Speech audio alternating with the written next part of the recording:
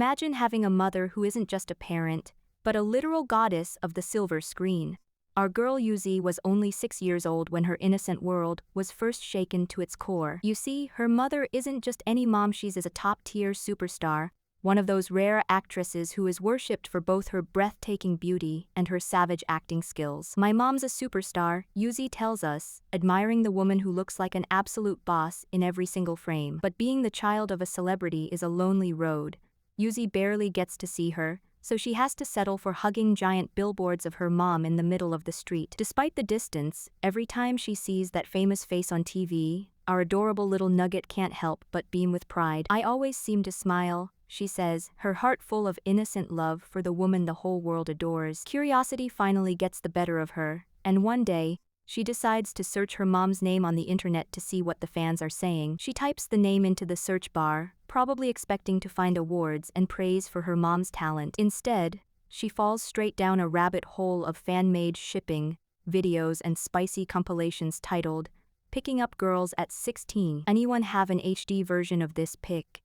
Asking for a friend." One comment reads, alongside art of her mom looking very intimate with other women. The internet is absolutely obsessed, screaming, "I ship it." And she loves her so much I'm crying. At every single interaction her mom has with a female co-star, the comments section is a chaotic mess of fans dying from the cuteness and begging the idols to stream together again. Little Yuzi just sits there, completely frozen, processing the fact that the entire world thinks her mom is a secret icon for the girls. Suddenly, the door flies open and her mom bursts in, shouting, "I'm home, my darling. Did you miss me?" While Yuzi frantically tries to hide the evidence on her screen, her mom just stands there looking confused, totally oblivious to the digital trauma her daughter just endured. Fast forward and our girl is now 14, but the weirdness in her life has only ramped up to an 11. Many things in my life started to seem really weird, she reflects, watching her mom feed another woman a snack during a casual hangout. These two are practically glowing with a flowery, romantic aura that would make any shoujo manga jealous. Poor Yuzi just stands there in the background, nursing her drink and wondering if she's the only one seeing the sparkles. During a quiet dinner later that night, her mom proudly announces she cooked the meal herself using a secret recipe from Auntie Chen. She leans over with a smile urging, "Give it a try," while looking far too cheerful for a woman who just finished a long day of work. Yuzi puts her chopsticks down and looks her mom dead in the eye, simply saying, "Mom." The air gets thick with tension as our heroine prepares to drop the ultimate truth bomb. "Did you divorce Dad because you like women?" she blunts out, causing her mom to absolutely spray her drink everywhere in total shock. "You know, it's all over the internet," Yuzi adds calmly, while her mom looks like her entire life is flashing before her eyes. Her mom tries to stammer out an explanation, but she's clearly been caught off guard by her daughter's savage bluntness. "I'm really open-minded. Which actress do you like? I can help you," Yuzi shouts, trying to be the most supportive daughter in history. But her mom isn't having it, snapping back, "Don't jump to conclusions," as the dinner turns into a total comedic disaster. Looks like our heroine has a lot more digging to do if she wants to find out the truth about her superstar mom. This is our heroine's mom, and let's just say she's not your average parent, she's a top-tier, super popular actress. But being a celebrity comes with a very specific type of internet fame, and Yuzi has spent way too much time looking at fans shipping her mom with every beautiful woman she's ever been seen with. Finally, our girl can't take the suspense anymore and just blurs it out.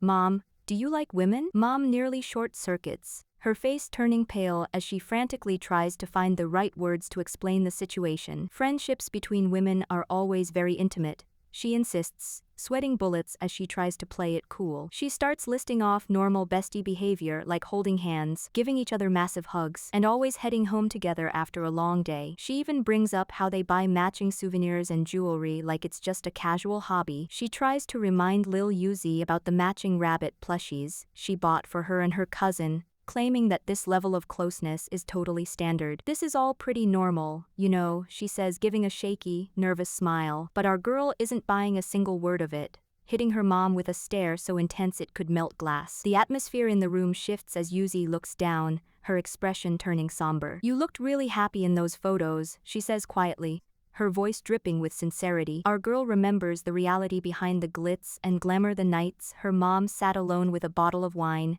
looking completely drained. She remembers seeing her mom collapsed on the couch, passed out from sheer exhaustion after working herself to the bone. For as long as Yuzi can remember, her mom has always shouldered every burden and every bit of stress completely alone. "I'd like you to always be that happy," she tells her, looking up with big, honest eyes. Mom is absolutely floored, her eyes welling up with tears as she realizes her baby is all grown up and actually worrying about her happiness. But don't think our girl is done being a little menace.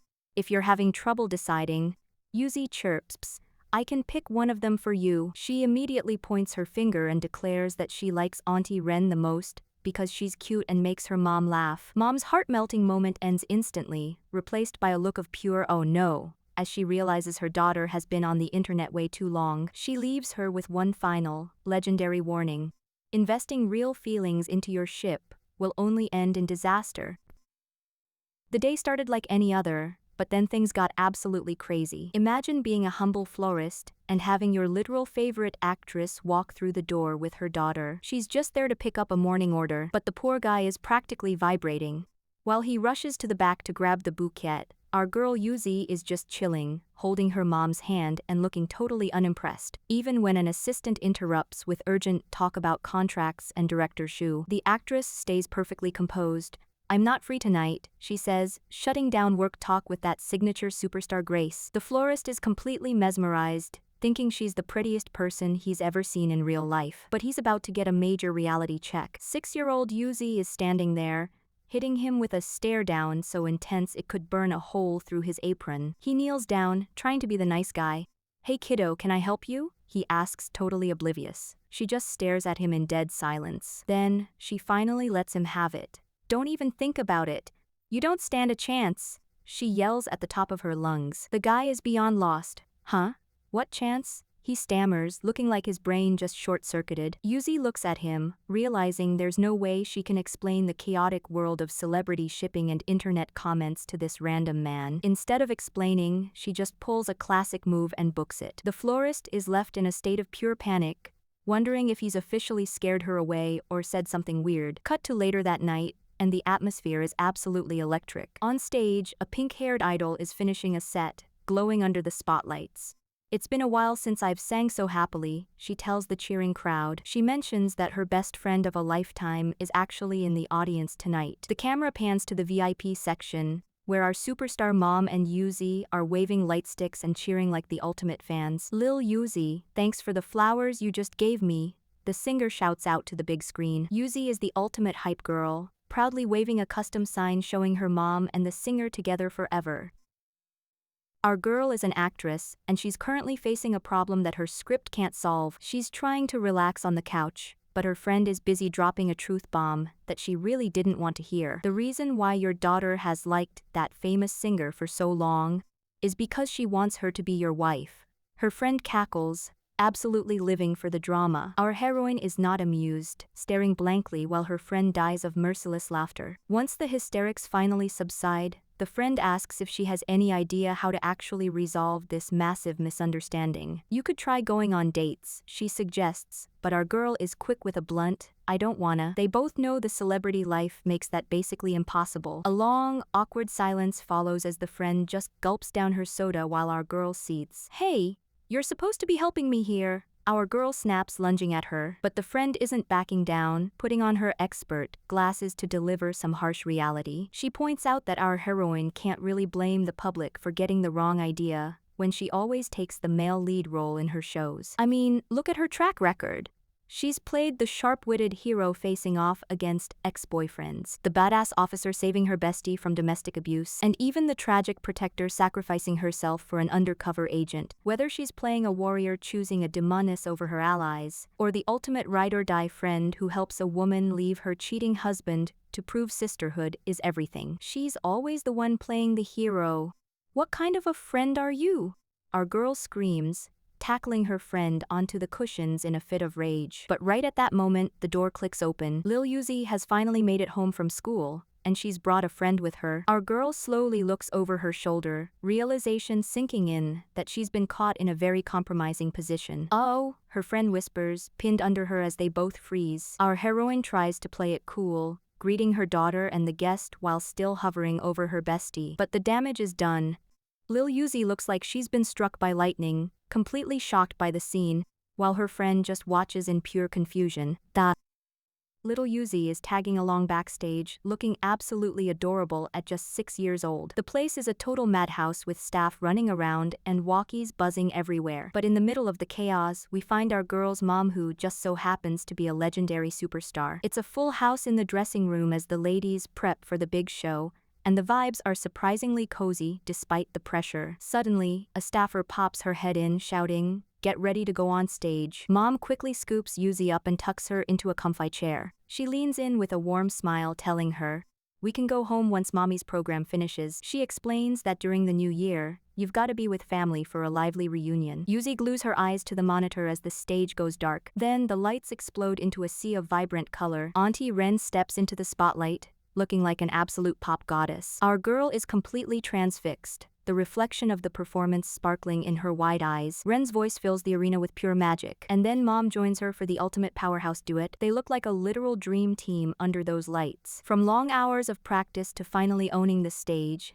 these two have been through it all together. Their chemistry is off the charts, and they look like they're having the time of their lives. They finish the set hand in hand, basking in the glow of a perfect performance. A little later, back at Lounge 5, the adrenaline is still pumping as the girls start to wind down. But the reality of their hectic schedule hits fast when a staffer announces that the airport taxi is already there. Yuzi, looking like a little marshmallow in her bunny hoodie, looks up at the woman who's been by their side through everything. "Auntie Ren," she softly calls out. Ren looks down, wondering what's on the little one's mind. Our girl reaches out and grabs both their hands, refusing to let the group be split up. See, in Yuzi's heart, Auntie Ren isn't just her mom's friend, she's family, and basically her second mom. And we find out that our girl's mom isn't just any regular person, she's actually a superstar actress. Today, she's filming a big promotional piece for her latest movie, 7-Player, alongside her co-star Auntie Chen. The cameras are rolling as the Grass Jelly exclusive interview kicks off. On the couch, we've got the male lead, Mr. Zhang, sitting next to Auntie Chen and Mom, looking like the ultimate power trio. The interview gets spicy right away as they dive into the movie's plot. Auntie Chen admits that for this project, they really decided to try something completely new with their roles. "I play a not-so-honest character," Auntie Chen explains, noting her character starts as one of the good guys, but eventually turns dark. Mom laughs and adds, "But she led me astray," which immediately sends the live chat into a total frenzy with gay vibes and fruity comments. While Mr. Zhang mentions this is his first time working with the ladies, Mom reveals this is actually her second time sharing the screen with Lil Chen. Auntie Chen leans in, getting all sentimental as she says, "Last time, she sacrificed herself for my sake. This time, I'll gladly take the fall from grace for her." The fans are absolutely losing it, screaming that these two are basically married at this point, while the distance between them practically vanishes. Mr. Zhang tries to talk about the emotional ending scene, where they bid each other goodbye. But Mom quickly reminds him of the actual drama, asking, "What about the part where I locked you up?" Auntie Chen plays along, joking that she had no idea Mom was just using her the whole time. An exclusive preview clip shows their characters in a tense moment, proving just how much they've been through together. In the movie, Auntie Chen's character was prepared to go down with her, even abandoning her own boyfriend for Mom's character. We see a clip of Mom's character screaming every insult in the book from behind a glass wall, looking absolutely unhinged as she yells "bastard" and "piece of shit." Back in the studio, Mom wipes away a fake tear, claiming her feelings were just so complicated at the time. Auntie Chen sighs, "I had no choice, I played the bad guy," while the chat jokes about Mr. Zhang being a total third wheel.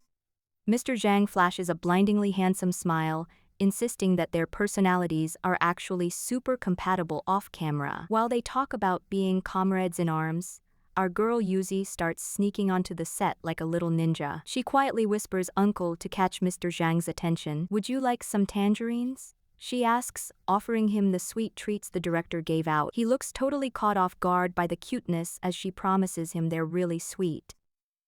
Our girl is lost in her thoughts, doodling in her diary while the music takes her back. At 14, Lil Yuzi is already a total mood, but her mind is stuck on a memory from when she was only 6 years old. It was a charity event at her school where she first laid eyes on Auntie Ren. Little Yuzi was just a tiny bean back then, reaching out for a gift with those big, curious eyes. There was Auntie Ren, looking like a total rock star with a pink ukulele, strumming away for the kids. She was singing with so much soul, it was impossible not to stare. But then, something clicked. Lil Yuzi recognized that melody. It was the exact same song her mom used to play for her during their quiet moments at home. Without even thinking, our tiny heroine started singing along, her heart full of music. The whole room seemed to stop as Auntie Ren turned around to see who was matching her note for note. She looked absolutely stunned, like she'd just seen a ghost or a prodigy. After the show, Auntie Ren was all smiles as the kids swarmed around for treats. She even asked Lil Yuzi if she wanted to be a singer when she grew up. But the real drama was waiting by the car,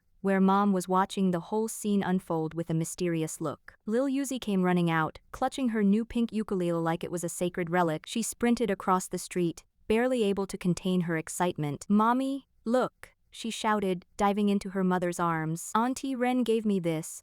She's so good at singing." Auntie Ren walked up with a grin that could light up a stadium, saying it had been way too long. Mom kept it cool, asking when she'd finally come back to town. "Just a month ago," Ren replied, and you could practically feel the history simmering between them. Ren wasted no time inviting them both to her upcoming concert. Lil Yuzi was basically vibrating with joy, screaming, "Yeah!" while Mom just gave in to the adorable pressure. "Sure, I'll bring Lil Yuzi along," Mom agreed, though she looked a bit hesitant. Ren teased that Mom should actually be a special guest on stage instead. But Mom shot that down fast, joking that she'd just steal all the thunder and didn't want to memorize lyrics anyway. "Ha ha ha, you got me." Mom laughed, and for a second, everything felt perfect. Back in the present, Yuzi is busy updating her shipping notes, comparing Auntie Chen to Auntie Ren and deciding who is better for her mom. Suddenly, Mom clicks the door open, asking what she's up to. Our girl nearly jumps out of her skin, slamming the notebook shut as Mom drops off some milk. Yuzi plays it cool, claiming she was just lost in her music, and Mom checks in on her vocal class for tomorrow. Yuzi confirms with a nervous smile, but then she gets serious, asking about that song from her childhood. Mom pauses, trying to recall the title of the mystery track. She reveals the bombshell. She and Auntie Ren actually wrote that song together back in their university days. They had big dreams of publishing it, but life got messy, and the project fell through. Yuzi listens intently, realizing just how deep the bond between them goes. As Mom looks away, lost in the what-ifs of the past, Yuzi drops the ultimate truth bomb. "When are you gonna get together with Auntie Ren?" Yuzi decides it's time to stop beating around the bush and asks her mom the million-dollar question. "When are you going to get together with Auntie Ren?" Her mom just gives her a look that says, "Seriously?" She thinks our girl has been spending way too much time on the internet and finds her behavior super suspicious, even if Yuzi claims she's just worried. Mom senses a lie in the air and demands to know what she was just doing. Yuzi nervously squeaks out that it was just homework, but Mom isn't buying it. "If you lie, I'll wash your mouth out with soap," she warns. Panicking, our heroine starts shoving her mom toward the door, telling her she needs her beauty sleep for the film promotion tomorrow. Mom yields for now but leaves her with a final threat.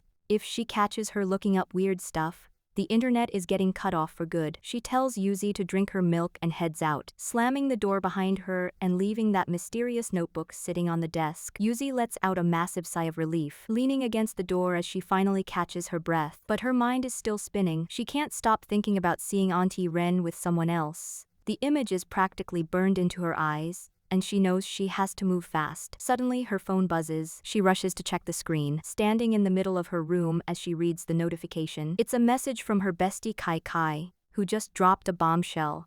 Auntie Ren is teaching a vocal music class, and she already signed Yuzi up for it. Kai Kai's an angel. Yuzi cheers, her eyes sparkling with pure joy. Meanwhile, across town, another phone dings. A woman notices the notification and calls out to Kai Kai. She clicks on the message from Yuzi, only to see a photo of a notebook titled, "The Great Operation to Help My Mom Woo Auntie Ren." This isn't just anyone, it's Kai Kai's mom, a high-powered chairwoman, and she looks absolutely stunned. "What's this?" she mutters, realizing our girl is planning a full-scale romantic intervention. Behind the scenes in the green room, Xiaoqi is hard at work managing one of the most popular singers in the industry. A knock at the door interrupts the quiet prep time. "Let's go over your schedule for this week, Miss Ren," he says, getting right down to business with our pink-haired star. It's a grueling week ahead, starting with a TV program performance where she'll be performing 2 songs on Tuesday. Then, The weekend is booked solid with vocal lessons personally overseen by President Chen, but the real surprise is an invitation to join the taping for the program's grand finale. Management has already mapped it out for Thursday and Friday, thinking it's a golden opportunity. Xiao Qi is feeling a bit conflicted though. He knows her better than anyone, and judging by her past experiences, she usually avoids variety shows like The Plague because they just aren't her strength. He's so sure she'll decline that he's already prepared to turn them down, but she throws him a total curveball. "I'll think about it," she says, leaving him absolutely stunned. She wants to wait until after the big announcement to make her final move. Meanwhile, the VIP guest list is looking stacked with some very familiar faces. The elevator dings, and the room's collective cool factor triples as the dark-haired star of the hour steps out. The team is busy discussing upcoming ADR sessions for the finale when they spot a familiar little face waiting in the hall. "Oh, Yuzi, are you waiting for your mom to get off work?" Auntie Chen asks with a friendly wave. Our girl Yuzi greets her with a huge smile, reporting that her vocal lessons were a total blast. That's when Auntie Chen leans in to drop a total bombshell. "Let me tell you a secret," she whispers, while the other mom looks on with her signature, cool girl energy. Chen reveals that Yuzi's mom is actually going to be on her show this week and Auntie Ren is going to be right there with her. The news hits Yuzi like a ton of bricks. Seriously, Yuzi.exe has officially stopped working. She finally snaps out of her trance and screams for her mom, leaving the adults wondering what just happened. Just look at those sparkling eyes. Our girl is 100% ready to see her favorite power couple take the stage together. Our girl Yuzi is watching her mom, who's actually a super popular actress, step out of a sleek black car. She's been given the green light to attend the variety show her mom is starring in, and she's not about to waste this golden opportunity. In this show, the plot isn't just handed to you, you've gotta unlock the storyline by winning various minigames. The mission details are set. A high-stakes banquet for bank big shots and tycoons is taking place tomorrow evening. Challenge number 1. Find the missing invitation letter hidden somewhere on this busy commercial street to reveal your character's secret identity. Our girl learns that a specific NPC is holding the key, and she's got to track them down to move forward. And boom! Mission accomplished. She successfully unlocks her character's identity as a sharp newspaper reporter. Cut to the actual set, where mom is playing a lead investigator in a criminal case. She catches her co-star, Auntie Chen, sneaking cookies at her desk and teases her. "Didn't you say you wanted to lose weight?" Auntie Chen just shrugs it off, saying life is going good, while mom rummages through the office props. Mom finds a colorful water gun and remembers buying one just like it for Yuzi. "It's pretty cute," Auntie Chen remarks, totally unaware of the sneak attack coming. Schoolyard. Mom accidentally blasts her right in the eyes. Mom's eyes go wide as she stammers, "Sorry. I didn't know there was water inside." Auntie Chen isn't taking that disrespect. Lying down, she grabs her own toy and fires right back at mom's face. Suddenly, it's a full-blown war on set with both of them laughing like kids. "You're so dead!" Mom screams as she chases her friend around. "Get back here," she yells, but the chaos comes to a screeching halt when Yuzi walks in with a staff member. They both watch as these two professional actresses act like complete goobers. Our poor heroine can only stand there in stunned silence, staring at the watery mess and wondering if this is really the serious drama she signed up for. We're dropped right into the middle of a high-stakes variety show set. Our girl is one of the distinguished guests today, and her first mission is to figure out her secret identity. Stepping off her rickshaw, she's a bit overwhelmed by the scale of the set. "How am I supposed to find a clue here?" she wonders, completely oblivious to the massive poster right behind her that literally names her as the star singer Rose. She wanders into a tailor shop, hunting for any scrap of information. From the photography studio to the bank, she comes up empty-handed and more confused than ever. Eventually, she ends up right back where she started, staring directly at her own face on the wall. She stands there in stunned silence as the realization finally hits her. "Can we leave out the previous segment?" she begs the staff member, who finally hands over her official identity clue. Exhausted from the unnecessary runaround, she tears open the envelope. After a moment of intense focus, she finally gets it, but she's not alone for long, as another team suddenly shouts, "Target acquired." Little Yuzi is there too, her eyes sparkling as she cheers. It's Auntie Ren. However, the rest of the crew looks like they just crawled out of a lake. "Were you two on a mission or something? Did you fall into a river?" our girl asks, sweating bullets at their disheveled state. The silver-haired girl just scoffs at the poster, pointing out that the clue was hidden in plain sight the entire time. It's a total bullseye for their investigation, even if our heroine was the last to know. Getting into character, the silver-haired girl announces she's a newspaper reporter who's been tailing our heroine to protect her from harm. Our girl turns to the dark-haired captain, asking if she's on the case too. The captain leans in, the atmosphere turning heavy with drama, as she explains her primary mission is to protect you, she says, looking like a total heartthrob amidst a sea of sparkles. Our girl is practically swooning at the cool display, until the captain pulls out a water gun and starts blasting it into the air. You just had to ruin this cool moment, our heroine sighs, asking why she's still holding onto that toy. Nearby, the rest of the cast watches the chaos unfold while snacking, knowing the real show has only just begun. The girls are already whispering in the back of the car when they hear the news. There's a secret agent among them. The show reveals the mystery guest's codename is Night Owl. The reporter realizes this is no ordinary segment, as someone has a completely different storyline than the rest of the group. The stakes are high, because if they want clues to unmask the agent, they have to achieve a total victory in the next game. If they fail to identify Night Owl before the big banquet, the entire plot of the show will change. But our singer isn't interested in playing games. She looks directly at her companion and asks, "You're Night Owl, aren't you?" Without missing a beat, the investigator just casually replies, "Yep, I am."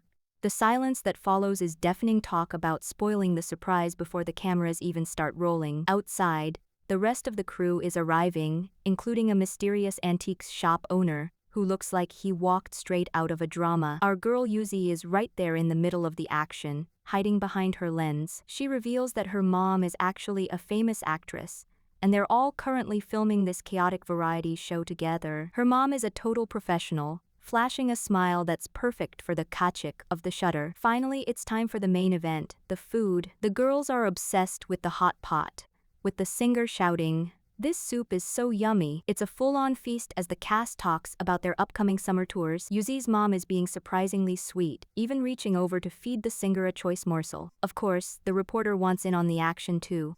"I want some too," she begs. But the actress just pops the last bit into her own mouth and coldly says, "All gone." The reporter looks like her entire world just crumbled. She immediately clings to the singer, wailing, "See how she keeps bullying me?" Yuzi captures the whole hilarious scene from a distance, watching the playful bickering and laughter. When her friend asks if she's finally ready to eat, Yuzi just smiles. She's already satisfied because she caught the most beautiful, genuine smile on camera.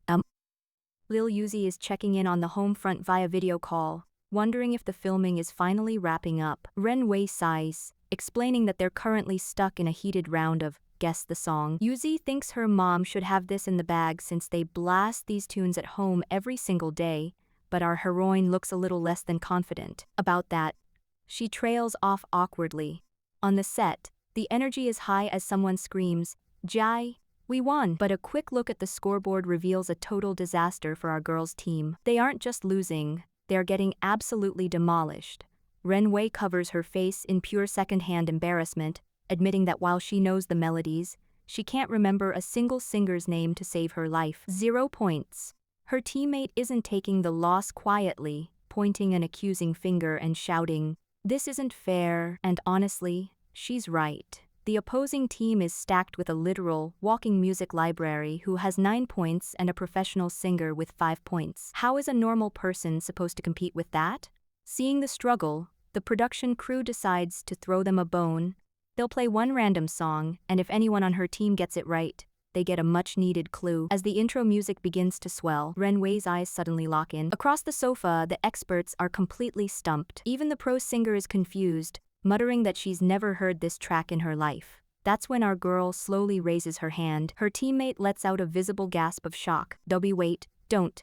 Her friend pleads, probably terrified of losing even more dignity. But Ren Wei just gives a firm nod. The producer leans in, asking for the answer. "Four-leaf clover," Ren Wei says, her voice steady and calm. The room goes dead silent as the tension cranks up to an 11. Everyone is staring at her like she's grown a second head. Then, with the ultimate boss energy, she adds, "It's by Ren Wei." She's literally name-dropping herself.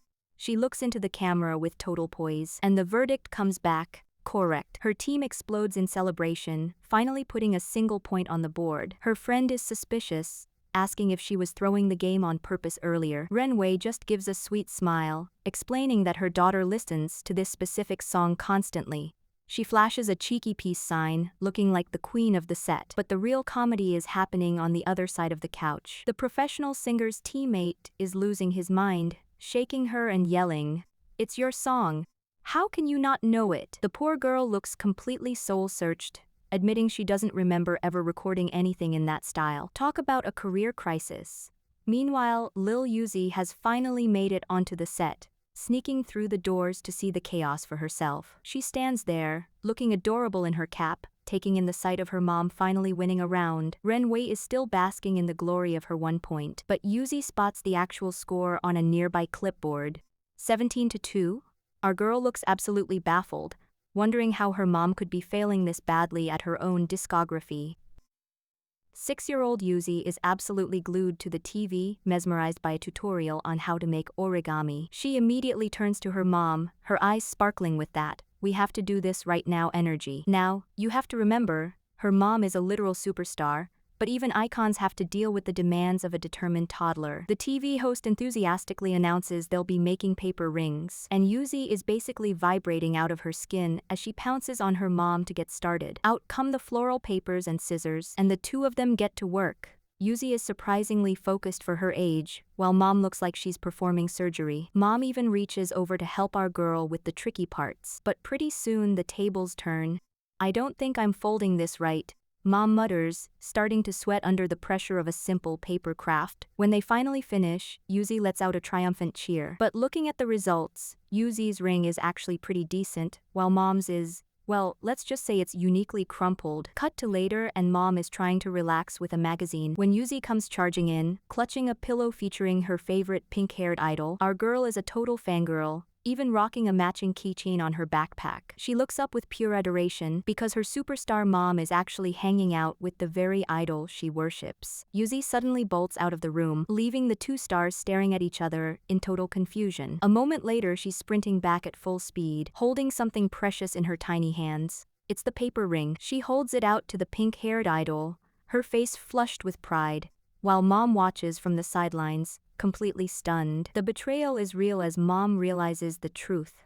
"Why are you giving her the one I made?" she thinks, her soul practically leaving her body as she realizes her masterpiece was just a gift for someone else. It turns out Yuzi has always been the type to give her heart away to her friends, even if the rings she offers are a little bit too big for their fingers. Yuzi walks into the room, calling out for her mother. Her mom, Yuji, looks up from the doorway, wondering what's brought her daughter by so late. Our girl explains that the school wants them back tomorrow morning, but Mom is already one step ahead, arranging for Xiaopi to handle the transport. But wait, the plot thickens. Auntie Ren pops out from the shadows with a cheerful, "It's been a while, Yuzi." As Mom confirms the pickup on her phone, Yuzi stands there completely frozen. "Mom, you're sharing a room with Auntie Ren?" she asks, her brain clearly short-circuiting. Auntie Ren just beams, explaining that according to their variety show roles, Mom is actually tasked with protecting her. Xiaopei arrives right on cue to take our girl home. Mom senses the weird vibe and asks if there's anything else she wants to say. Suddenly, Yuzi gets a mischievous look in her eyes and screams, "Mom, good luck!" Before Yuji can even process the embarrassment, Yuzi is already bolting for the door, leaving her mom shouting, "What in the world are you thinking again?" Auntie Ren is left totally confused, wondering if the two of them just had a huge argument. Later that night, the tension settles into a cozy atmosphere as Auntie Ren strums her guitar. Mom watches her for a moment before softly calling out, "Wai Wei." They start chatting about Yuzi, with Ren mentioning how the girl has been opening up about her dreams of becoming a singer. Ren sighs, noting that kids at this age aren't exactly easy to manage, and asks what's really bothering Mom. Mom looks away, admitting that Yuzi hasn't exactly been treating Ren like a celebrity idol recently. Ren just laughs it off, joking, "What does she want to pursue me?" Mom doesn't join in on the joke. She stays silent, the weight of the situation hanging heavy in the room. Finally, she drops the absolute bombshell. "I think she wants you to be her mom." The music stops as the two of them sit in a deafening silence. Ren can only stare back, her playful expression melting into a look of pure, stunned realization. And Mom kneels down to look at a trembling Lil Yuzi, who looks like her whole world is crashing down. She gently asks what happened, wanting to know why our girl got into a fight at school. Yuzi is visibly shaking, her clothes stained as Mom looks on with a heavy heart. "I'm sorry, Mommy lost her job, and it's all my fault. Yuzi sobs, the guilt weighing heavy on her tiny shoulders. Mom immediately pulls her into a warm embrace, whispering that it's okay and begging her to stop the tears. Later that night, Mom is still struggling to connect with her daughter. She asks her friend if she can try talking to Yuzi instead. She likes you a lot. She might be more willing to open up to you, Mom admits, looking completely defeated. But her friend isn't making it easy, telling her that parenting is her own job and she needs to sort it out herself. Mom sighs, rubbing her temples as she confesses that it feels like Yuzi has just stopped sharing things with her. The friend doesn't hold back, pointing out that Mom is always buried in work, so it's no surprise Yuzi is feeling distant. You've been like this ever since we were young, she adds, leaving Mom stunned. After a long awkward silence, the friend finally offers a deal. She'll help, but only if Mom does something for her in return. Mom perks up instantly, practically wagging an imaginary tail as she agrees to the terms. I'll let you know when I think of something. The friend smirks, clearly enjoying having the upper hand. Mom realizes she's been played, complaining that it's totally unfair to agree to a mystery favor. But the friend is done talking and just rolls over, announcing she's going to sleep. Aren't you gonna sleep in your own bed? Mom asks, only to be told to just shut up and turn off the lights. We then get a glimpse into Yuzi's perspective. For as long as she can remember, she's absolutely adored her mom. To her, Mom was always the prettiest, a talented actress who shone brighter than anyone else. But the world wasn't as kind. People called her mom an indecent villainess, just because of the roles she played on screen. Yuzi stood there frozen as the cruel words cut deep. When a group of bullies cornered her, she tried to defend her mom, saying she was only acting. But the kids were ruthless, echoing their parents' gossip and even mocking her by saying her dad left because her mom was such a terrible person. That was the breaking point. Yuzi didn't hesitate. She landed a massive punch right in the bully's face. The brat went down crying, screaming, "I'm telling my dad." But our girl just stood her ground, huffing with rage and tears in her eyes, ready to take on the whole world for her mama's sake. Wei Wei, wake up, Yuji says, nudging her partner out of dreamland. Ren Wei can only manage a weak groan, clearly not ready to face the world yet. Seeing her start to drift off again, Yuji warns her, "Don't lie back down." She hands over a glass of water and heads off to change, leaving our girl to battle her own exhaustion. Ren Wei sits there like a complete zombie, her brain still stuck in a loading screen. She tries to rub some life back into her face, desperate to shake off the sleepiness. Suddenly, she perks up with a burst of "I'm awake" energy, but that motivation lasts exactly 3 seconds before she starts listing to the side. With a soft flop, she collapses right back onto the mattress. Within seconds, she's out cold again, probably dreaming of a world where mornings don't exist. Unfortunately for her, the peace is short-lived. Yuji returns, now fully dressed and looking sharp in a tie, only to find a lump under the blankets. She stands there in stunned silence, staring at the betrayal before her. She looks toward the window, a devious plan forming in her mind. Her hand grips the fabric of the heavy drapes. With a violent swoosh, she floods the room with the blinding light of 1,000 suns. Ren Wei lets out a terrified wail as her retinas are scorched by the morning glare. Yuji doesn't even look guilty. She just stares back with a face that says, "I told you so." Even as she's being blinded, Ren Wei tries to burrow deeper into the bed like a miserable mole. But Yuji is officially done playing games. She yanks the covers away with a forceful shout, "Get up already." Yuji is stuck dealing with family drama even in the middle of a night out. Her mom is freaking out because the cat is missing, but our girl is trying to keep her cool. Her friend bursts in, yelling about her missing her turn to sing, but Yuji just flashes that classic "everything is fine" fake smile. No running away this time. Absolutely no excuses, her friend warns, but Yuji is already plotting her temporary escape. She promises her mom she'll send someone to look for the cat before hanging up. She hands her phone off to her assistant, Lil Pei, just to make sure she isn't disturbed by any more feline emergencies. With the coast clear, the assistant heads out to handle the situation. Back in the karaoke room, the party is in full swing and the wine is flowing way too fast. Poor Weiweiji is already 3 sheets to the wind, looking like she's about to pass out. The dice are rattling, but luck is definitely not on their side. After failing to roll a single 6, Weiweiji is facing yet another shot, looking absolutely defeated while clinging to her friend. But just as she's about to drink, Yuji steps in like a total knight in shining armor. "I'll drink this in her place," she declares, downing the glass without breaking a sweat. The pink-haired girl, Ren Wei, can only stare in awe as Yuji pulls off the ultimate cool girl move. Of course, Yuji isn't just there for the drinks. She immediately notices the dice on the table are all sixes and calls the guys out for cheating. Move over, she commands, kicking the guys out of their seats so she can dominate the game herself. She joins the group with a smug smirk, letting the others take a much-needed break. Later that night, Lil Yuzi's waiting at home, expecting her mom to walk through the door after a long day of filming. Instead, she finds Renwei dragging a completely wasted Yuji inside. "Bubui, what happened?" Yuzi cries out, seeing her usually composed mom looking like a hot mess. Outside, the rest of the crew is wrapping up, wondering where Yuji disappeared to. They're shocked to hear she actually hitched a ride home with Renwei. Everyone knows those two usually get along like oil and water, so the staff is smelling some serious tea. While the cat is found safe and sound with Grandma, our heroine is currently passed out on Renwei's shoulder in the back of the car. When she finally stirs, Renwei can't help but ask the one thing that's been bugging her all night. "How did you guess that I was the undercover agent right away?" she asks, leaning in close. Yuji just gives a sleepy, mysterious chuckle. She looks at her with a knowing glint in her eyes and simply says, "Not telling you."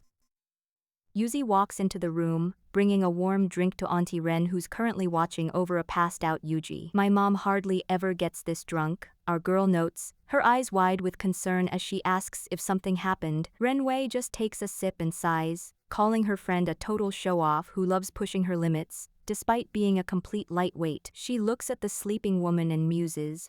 "She's exactly the same as the day I met her." Of course, our girl's shipping senses are tingling, and she immediately asks, "How did you meet my mom?" Yuzi is practically vibrating with excitement, her eyes sparkling like diamonds as she waits for the tea to be spilled. Renwei gives in and takes a trip down memory lane to a university KTV party where a bold, younger Yuji walked right up to her and asked her to be her partner for a game. In a classic move to impress her new friend, Yuji insisted on taking every single penalty shot herself. But since she had zero alcohol tolerance, it wasn't long before those few shots hit her like a freight train, leaving her passed out just like she is tonight. So mom's the type to reach out first, Yuzi realizes, clearly impressed by her mother's hidden riz. Our girl is dying for the rest of the story, leaning in to ask what happened next. Renwei looks at her over her mug and asks, "You wanna know?" Yuzi is practically screaming yes, as the suspense builds, but Auntie Ren isn't giving it up for free. "Under one condition," she says, her tone shifting. She looks Yuzi right in the eye and asks what's been going on with her, noting that she's heard our girl has been acting strange and closed off lately. Talk about a mood killer. Yuzi immediately freezes, the sparkle in her eyes vanishing instantly. She starts fumbling and panicking, trying to find an exit strategy. "Auntie Ren, it's getting late," she squeaks, suddenly deciding that sleep is her top priority. She peeks through the door for one final, awkward goodnight before slamming it shut to escape the interrogation. Renwei just gives a knowing, slightly annoyed smile. She knows exactly which buttons she just pushed. Back in the memory of that fateful night, Renwei watches the sleeping Yuji in the back of a car. The driver explains that Yuji hardly ever drinks a shot or two at most, making her heroic display at the party a total first. Meanwhile, back in her own room, Yuzi is absolutely losing it, jumping around and clutching her face because her heart just cannot handle all this drama. Recently, a new transfer student joined Yuzi's class. This guy, Bai Yu, is laying it on thick, even bringing her chocolate from the convenience store because he overheard she wanted some. Our girl is just confused, giving a hesitant thanks while he blushes like a total tomato. But he doesn't stop there. He's asking to walk her home and practically begging to join her group for classwork. Yuzi is officially weirded out by this level of thirsty behavior. Walking home, she vents to her friend, totally shocked that this guy might actually like her. Her friend just shrugs, saying it's been blindingly obvious for the whole week he's been here. It might be love at first sight, her friend teases, while Yuzi just can't wrap her head around it. As they reach the gate, someone is waiting for them. It's Yuzi's cool mom, looking stylish as ever. Yuzi excitedly calls out to her, while Bai Yu watches from the background with a very intense, focused look in his eyes. The girls head over to greet her, and the mom mentions she's finally done with work for the day. Suddenly, Bai Yu steps up, his face turning a deep shade of crimson as he prepares to make a move. "Hello, Yuzi's mom. My name is Bai Yu," he shouts at the top of his lungs. The mom gives him a polite smile and a simple, "Hi there." He doesn't waste a single second, telling her he has something incredibly important to say. Yuzi is absolutely losing it, thinking this kid is about to confess his undying love for her right in front of her mother. Bai Yu takes a deep breath and addresses the mom directly. Yuzi is practically vibrating with secondhand embarrassment, screaming into her friend's shoulder to hide her face. Then, the unthinkable happens. Bayu bellows, "I like Yu." Wait, what? He's not looking at Yuzi at all. He looks straight at the mom and shouts, "When I grow up, will you marry me?" The mom is completely stunned into silence, sweat dropping at the sheer audacity of this child. To make matters worse, the little brat adds that he'll even take good care of Yuzi as her new stepdad. That was the final straw. Yuzi flies forward and clocks him right in the jaw, screaming "Sri Rowayu." She is absolutely livid that her classmate just tried to hit on her mom right in front of her. Even her little keychain looks more peaceful than she does right now. After the chaos settles, Yuzi's mom makes her daughter apologize, though Yuzi's sorry is about as sincere as a $3 bill. Poor Bayu is left sobbing, but not because of the punch, it's the crushing sting of a broken heart. Yuzi just thinks he's a total loser, while her friend secretly finds the whole drama hilarious. To end his delusions once and for all, Yuzi drops a massive truth bomb. Her mom is already dating Auntie Renwei, so he never stood a chance. Her friend just grins, having known about the family tea all along, while Bayu's world completely crumbles. The bell dings as our girl Renwei steps into the club, ready to rock the stage. The boss and his daughter are already there, hyped to see her, shouting, "Look who's here. It's Big Sis Renwei. Good luck on your show tonight," the boss says, giving her a supportive fist bump while she gets into the zone. Renwei notices the little one glued to a phone screen and asks what she's watching. It turns out to be a super popular crime drama about catching the bad guys, and the kid is absolutely obsessed with the lead actress. Looking up with big, curious eyes, the girl asks, "Do you know her, Big Sis Renwei?" Renwei gives a soft, knowing smile and replies, "Of course. It's Yuji, isn't it? I like her too." The rest of the crew arrives early, signaling it's time to get down to business. They head to the back to set up the gear and start practicing for the big night. But wait, we're getting a glimpse into the past, back when a 4-year-old Yuzi was just a tiny bean helping her mom pack up their lives. While digging through the boxes, little Yuzi finds something tucked away. "Mommy, what's this?" she asks, holding up a bright red slip of paper. It's an old entrance ticket to a live house for a band called Rivi. This takes us back to a time when Renwei was just starting out, pouring her heart out on stage under the spotlight. Yuji looks at the ticket with a tender expression, telling her daughter, "This is one of Mommy's precious memories." She gently hands it over, asking, "Can Yuzi keep it safe for Mommy?" Our little heroine's eyes light up with the importance of her new mission, shouting a determined "okay" as she clutches the treasure.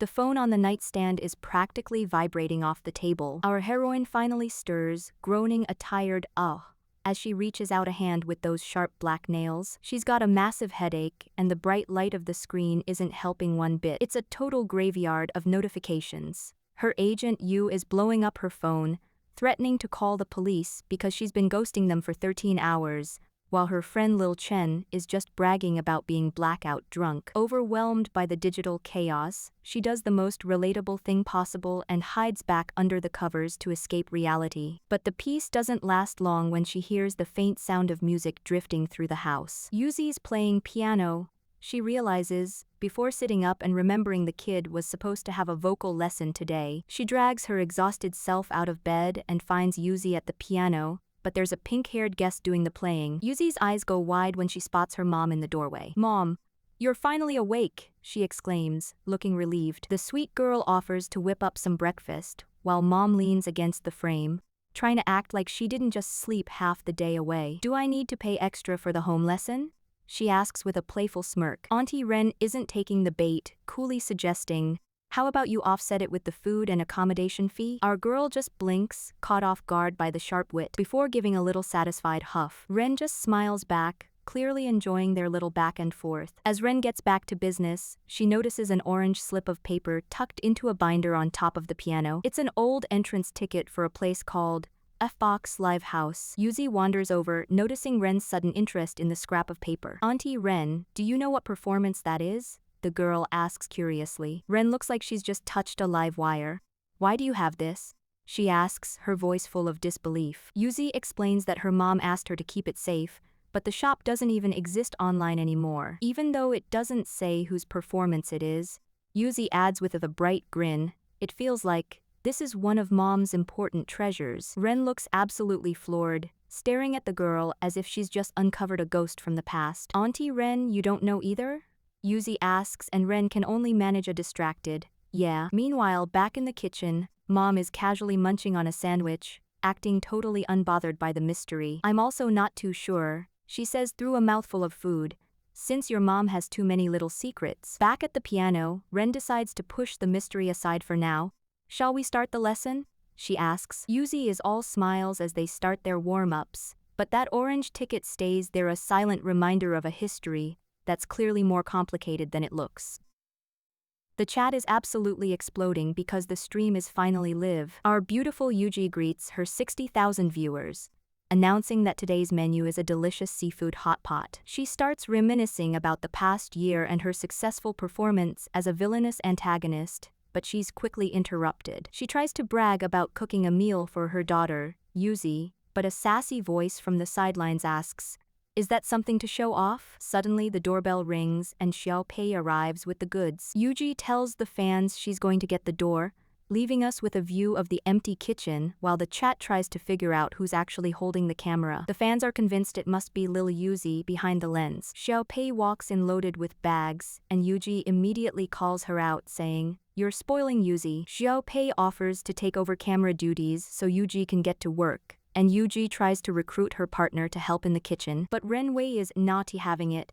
"Don't wanna?" she says, looking totally unbothered as the chat loses its mind over seeing Wai Wei. She reminds Yuji that the deal was for Yuji to cook for her today, and her only responsibility is to eat before she goes to teach Yuzi. She struts away, demanding a custom hot pot dip, leaving Yuji standing there wondering how she ended up doing all the work. With a sigh, Yuji gets back to business, telling the viewers it's time to prep the ingredients. We get a glimpse of the phone screen showing the live broadcast, and finally the camera turns around to reveal our poor heroine, Yuzi. She's been standing there the whole time, acting as the silent camera woman, while her parents flirt right in front of her. A cold glass of beer hits the table as a voice sighs, "You didn't even tell me you were coming." We're at a local joint called the Flipside, where the owner, Auntie Pei, is busy serving up drinks and thanking our legendary actress, Yuji, for taking care of her kid all these years. But Yuji is humble as ever, insisting it's actually the other way around. As Auntie Pei rushes back to the kitchen to handle a fried rice order, Yuji turns her sharp gaze toward her dining companion. Meet Yang Yang, the eldest son of Director Chen. He's acting all formal, claiming a proper meeting is necessary since he's asking for professional help. But Yuji cuts straight to the chase. "You've been having some issues with acting?" she asks. Yang Yang nods solemnly, admitting that everyone says he's just not built to play a villain. He looks her dead in the eye and asks the million-dollar question, "How do I act like a proper villain?" Yuji doesn't answer immediately. Instead, she leans in with a look that could wither a cactus. "Speaking of, there's something I've always wanted to confirm with you," she says, mentioning a confrontation her daughter, Yuzi, had with another kid years ago. "I heard you were there, and you hit her as well. Is that true?" The atmosphere turns freezing as she stares him down. Yang Yang practically jumps out of his skin, stammering that he never, ever fought with our girl Yuzi. He desperately explains that back then, he only rushed to the scene because he heard Yuzi was in trouble. It was a total chaotic mess of limbs and playground drama, and while he admits he might have accidentally bumped her during the scuffle, it was never intentional. He's so panicked he's practically sweating bullets, swearing he'll apologize to her right now if he has to. Suddenly, the tension breaks. Yuji starts giggling, looking totally amused by his freakout. "You've finally developed a more expressive demeanor since you walked through that door," she purrs. Turns out, the villain lesson had already started. She tells him that since he's always been so serious, his emotional range was limited. He's still young and his world is small. She explains that she brought him to this bustling, noisy restaurant so he could actually feel the hustle and bustle of real life. "First, you should learn how to observe life," she advises, watching the staff and customers interact. Only by seeing how real people react under pressure can he understand how to perform a role convincingly. Yang Yang is floored. The lady is a genius. But she's not done poking fun at him. She mentions his mom told her he's been a ball of anxiety lately. "Worrying so much is sure to make you lose your hair," she teases. Yang Yang, being the literal-minded sweetheart he is, calmly explains that hair loss is just a sign of normal metabolism. Yuji can only shake her head, thinking about what an earnest kid he is. The mood shifts when a music video starts playing on the restaurant's TV. It's Ren Wei, and she's looking like an absolute idol. While the other customers call Yang Yang an uncultured swine for not recognizing the superstar, Yuji just watches the screen with a soft, knowing smile. Seeing this, Yang Yang realizes he hasn't offered his congratulations yet. "I only recently found out that you and Miss Ren Wei are together," he says brightly. He adds that Yuzi told him Yuji had been pursuing Ren Wei for 8 long years. "That must have been so tough," he says, totally misinterpreting the situation. A snap. Yuji's smile turns into a terrifying mask as she breaks her skewer in half, a vein throbbing in her hand. Yang Yang freezes, realizing he might have just stepped on a landmine. But because he's so clueless, he sits up straight and thinks, wait, this must be part of the lesson too. Meanwhile, oblivious to the chaos she caused, our girl Yuzi is donning a disguise and beginning her own secret investigation.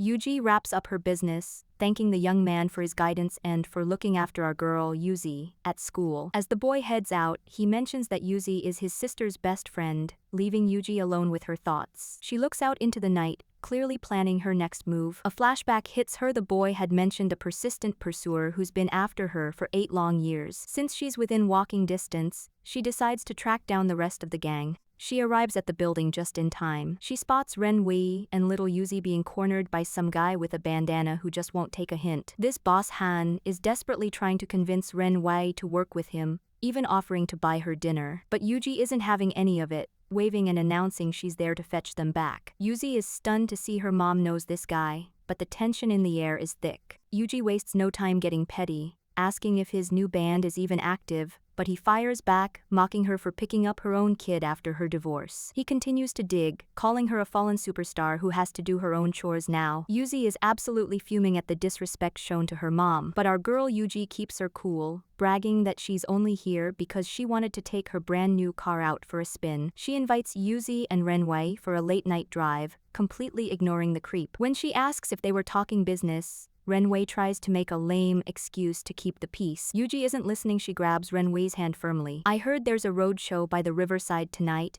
she says with a charming smile. Ren Wei looks absolutely mesmerized by the sudden invitation. She hesitates for a split second before getting totally hyped for the adventure. They start rushing off together, leaving the annoying boss Han in the dust. Yuji delivers the final blow, telling him that Ren Wei belongs to her for the night. They make their way to the parking garage, but Yuzi and Ren Wei notice that mom has gone strangely silent and distant. She doesn't say a single word as they walk, looking intensely serious. Yuzi starts to worry that the run-in with Boss Han actually ruined the mood for everyone. Suddenly they spot a massive, bright orange Jeep parked up front. The girls start fangirling over the color, thinking it's the coolest thing they've ever seen. Yuzi wants to take a photo, but then Yuji pulls out a key and presses the button. The Jeep's headlights flash right in their faces, signaling its owner. Ren Wei and Yuzi are completely shook by the reveal. They can't believe this beast belongs to her. Yuji tries to maintain her cool girl aura, though she admits there's a slight catch. The girls are too busy celebrating, screaming that they're finally going for a drive in mom's car. They're practically vibrating with excitement for the roadshow, but Yuji starts sweating bullets, losing her confidence. She finally confesses that she actually had some beer earlier tonight, because she's a responsible adult and a total lightweight. She's not allowed to drive,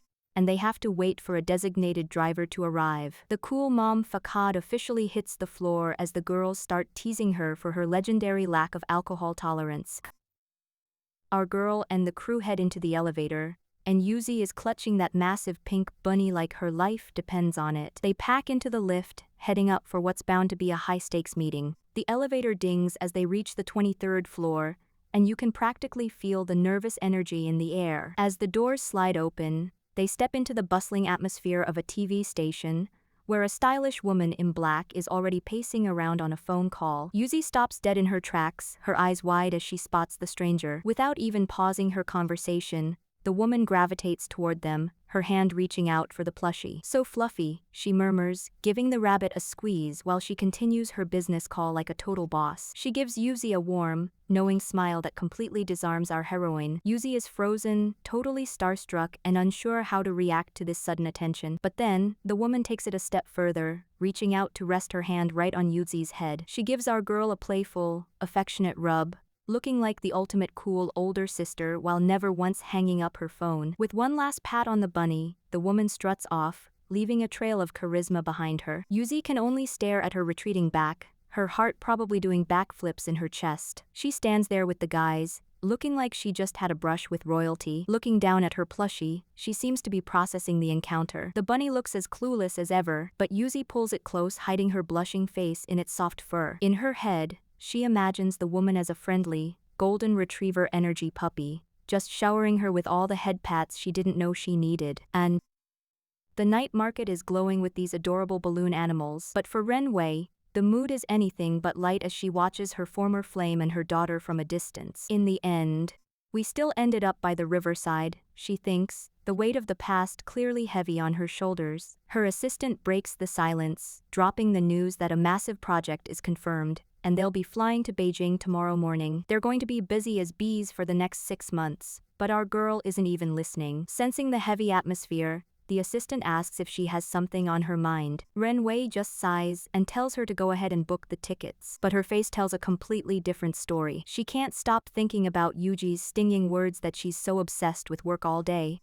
It's no wonder little Yuzi can't stand her. Renwei remains silent, the guilt clearly eating at her. She makes a mental note that after she finishes shooting these next 2 movies, something has to change. Meanwhile, our girl Yuji is actually enjoying the night air, looking absolutely radiant as she smiles under the stars. She reaches out for a moment of pure joy, laughing like she hasn't a care in the world. Little Yuzi is being the sweetest daughter ever, snapping a cute selfie before gifting her mom a glowing rabbit balloon. Yuji is touched, thanking her little one while they stand together in their matching hoodies. But Yuzi has more on her mind than just cute photos. She looks down at her glowing frog and finally drops the big question. Who's Boss Han? Yuji explains he was their producer back when the band started, but she quickly catches on to why her daughter is really digging into the past. Your intention of finding out what happened when your mom was young is written all over your face, she teases. Yuzi gets serious, her eyes wide with curiosity. She doesn't care about some old producer. She wants the tea on the one person who actually matters.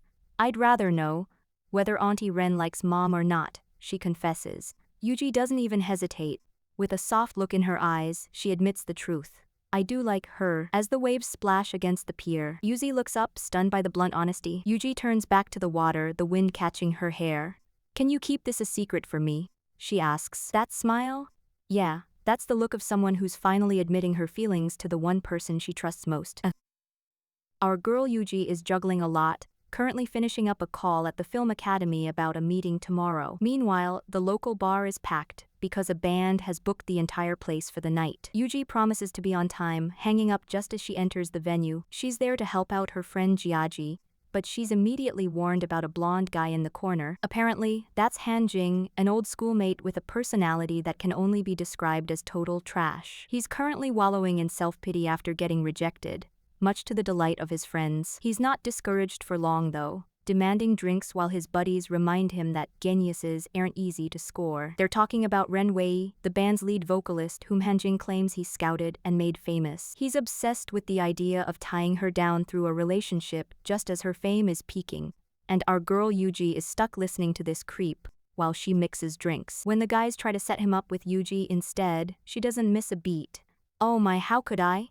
I've been married for 2 years, she laughs, dropping a total lie just to get them off her back. Hanjing starts wondering if expensive gifts will work, mentioning how Renwei has always wanted to perform at a legendary venue called Fox. We catch a glimpse of the girl in question, Renwei, lost in her own world with her guitar. Fast forward to Saturday, and Yuji is in a car with her manager, prepping for a big meeting. Even though it's a minor role, the production is full of A-listers and she needs to secure it. They arrive at the massive studio building, and Yuji is told to just relax and chat. That's easier said than done when she's staring down a panel of serious production staff. She's sweating bullets as they review her file. Suddenly, the director leans in with a personal question. Have you dated before? Yuji tries to play it cool, mentioning a middle school fling, while her manager looks like he's about to have a heart attack in the background. He quickly steps in to assure them they'll treat the role with the utmost care. After the meeting, the mood is heavy back at the bar. The requirements for the role are surprisingly strict, and Yuji is stressed. The character needs to carry an emotional scene about love, but Yuji admits she doesn't even remember the last time she liked someone. Her manager isn't taking no for an answer though. He gives her a passionate speech about making the character come alive to leave a lasting impression. He starts dreaming of big movie deals and money falling from the sky. Then, he drops a bombshell. Treat me as your partner for practice. He's suggesting a fake relationship so she can learn how to act in love. Yuji gives him the deadliest look ever. If I find out you have an ulterior motive, I'm cutting you off, she warns. He smiles, knowing she's finally on board. To start their networking, he drags her to a karaoke party. He's got total faith that she's going to nail this audition. At the party, Yuji spots a familiar face. It's Hanjing, and he's trying his move on Renwei again. He claims he scored a spot for them to perform at Fox alongside her favorite artist, Firefox. He tries to use this favor to push for a date, but Renwei isn't having it. I thought I made myself very clear, she says, looking totally bored. She tells him she's not interested in humans, which honestly is a mood. Suddenly, Yuji interrupts their awkward moment. Renwei recognizes her immediately. It's been about 5 or 6 years since they last met at a family friend's house. Renwei calls her that eager little kid, and Yuji realizes she's been caught being a fangirl. Yuji is introduced to Hanjing as the band's producer, and the guy looks absolutely pissed that his move was interrupted. Yuji ignores his bad attitude and invites Renwei to join her group for a game. She basically kidnaps the singer, leaving Hanjing fuming in his seat. All he can do is let out a frustrated tch. The next afternoon, Yuji wakes up in her dorm feeling like she was hit by a truck. She sees a message from Renwei wishing her a good afternoon. She nearly falls out of bed in shock. She has absolutely no memory of exchanging contact info, and is terrified she did something embarrassing while drunk. Renwei even invites her to a show at Fox this Friday. Yuji quickly agrees, still buzzing from the invite. She meets up with her manager later, clutching a pink bunny plushie and demanding to know how she got the number. He tells her to relax, explaining she just slept like the dead after the party. Apparently, Renwei asked for her number while he was driving them home, and since Yuji's phone was locked, he just gave it to her. He then proceeds to roast her for having a shit alcohol tolerance. Yuji tries to defend herself, but he just stares her down. He then delivers the good news. He got her the audition for next Saturday, but there's a catch. He reminds her that they are officially in a practice relationship. Now to get her ready, Yuji can only stare in stunned silence. They start their dates by going to a music store to buy Renwei's band album. Then it's dinner, where he has to remind her to actually focus on her food. They hit the movies next, sitting through a romantic drama. Yuji looks at the posters for A Bouquet of Love and starts to get into the spirit of things. She even posts a cute update about the movie being good, feeling a bit more cheerful. Elsewhere, Renwei is at home with her brother Xiaoqi. He asks if she's still planning to study abroad, noting that her band is actually getting popular. She doesn't give him a straight answer, just hums a tune. Back at school on Monday, Yuji is having lunch. Her friend mentions that the Year 3 seniors are doing great rehearsals. They spot Hanjing walking by, and Yuji calls him the most annoying member of the band. Her friend is surprised she's going to their show at Fox. Then, the tea starts spilling. Her friend reveals that Renwei's band is actually performing last, and rumors say Renwei was actually replaced as the lead vocalist. Apparently, investors wanted to promote their own talent, and since only one song is popular, they didn't care who sang it. Even worse, the Fox performance is a total scam. The venue was just rented out, and the famous artist Firefox won't even be there. It was all an empty promise from Hanjing to manipulate Renwei. Yuji sits through her acting rehearsal, but she can't stop thinking about it. She realizes she needs to do something. She heads to the Red Hat bar and asks the boss for a massive favor. Meanwhile, Renwei is at home, wondering how to break the news to Yuji that the Fox show is a bust. Suddenly, she gets a text from Yuji inviting her to the bar for beer and asking her to bring her guitar. Renwei smiles, touched by the invite. Friday night arrives, and Renwei shows up at the bar. It's pitch black inside, which is a bit creepy. Suddenly, a fox-shaped light clicks on. The entire bar has been redecorated to look exactly like the stage at Fox. Music starts playing, and Yuji steps out onto the makeshift stage. We get a flashback to Renwei's childhood.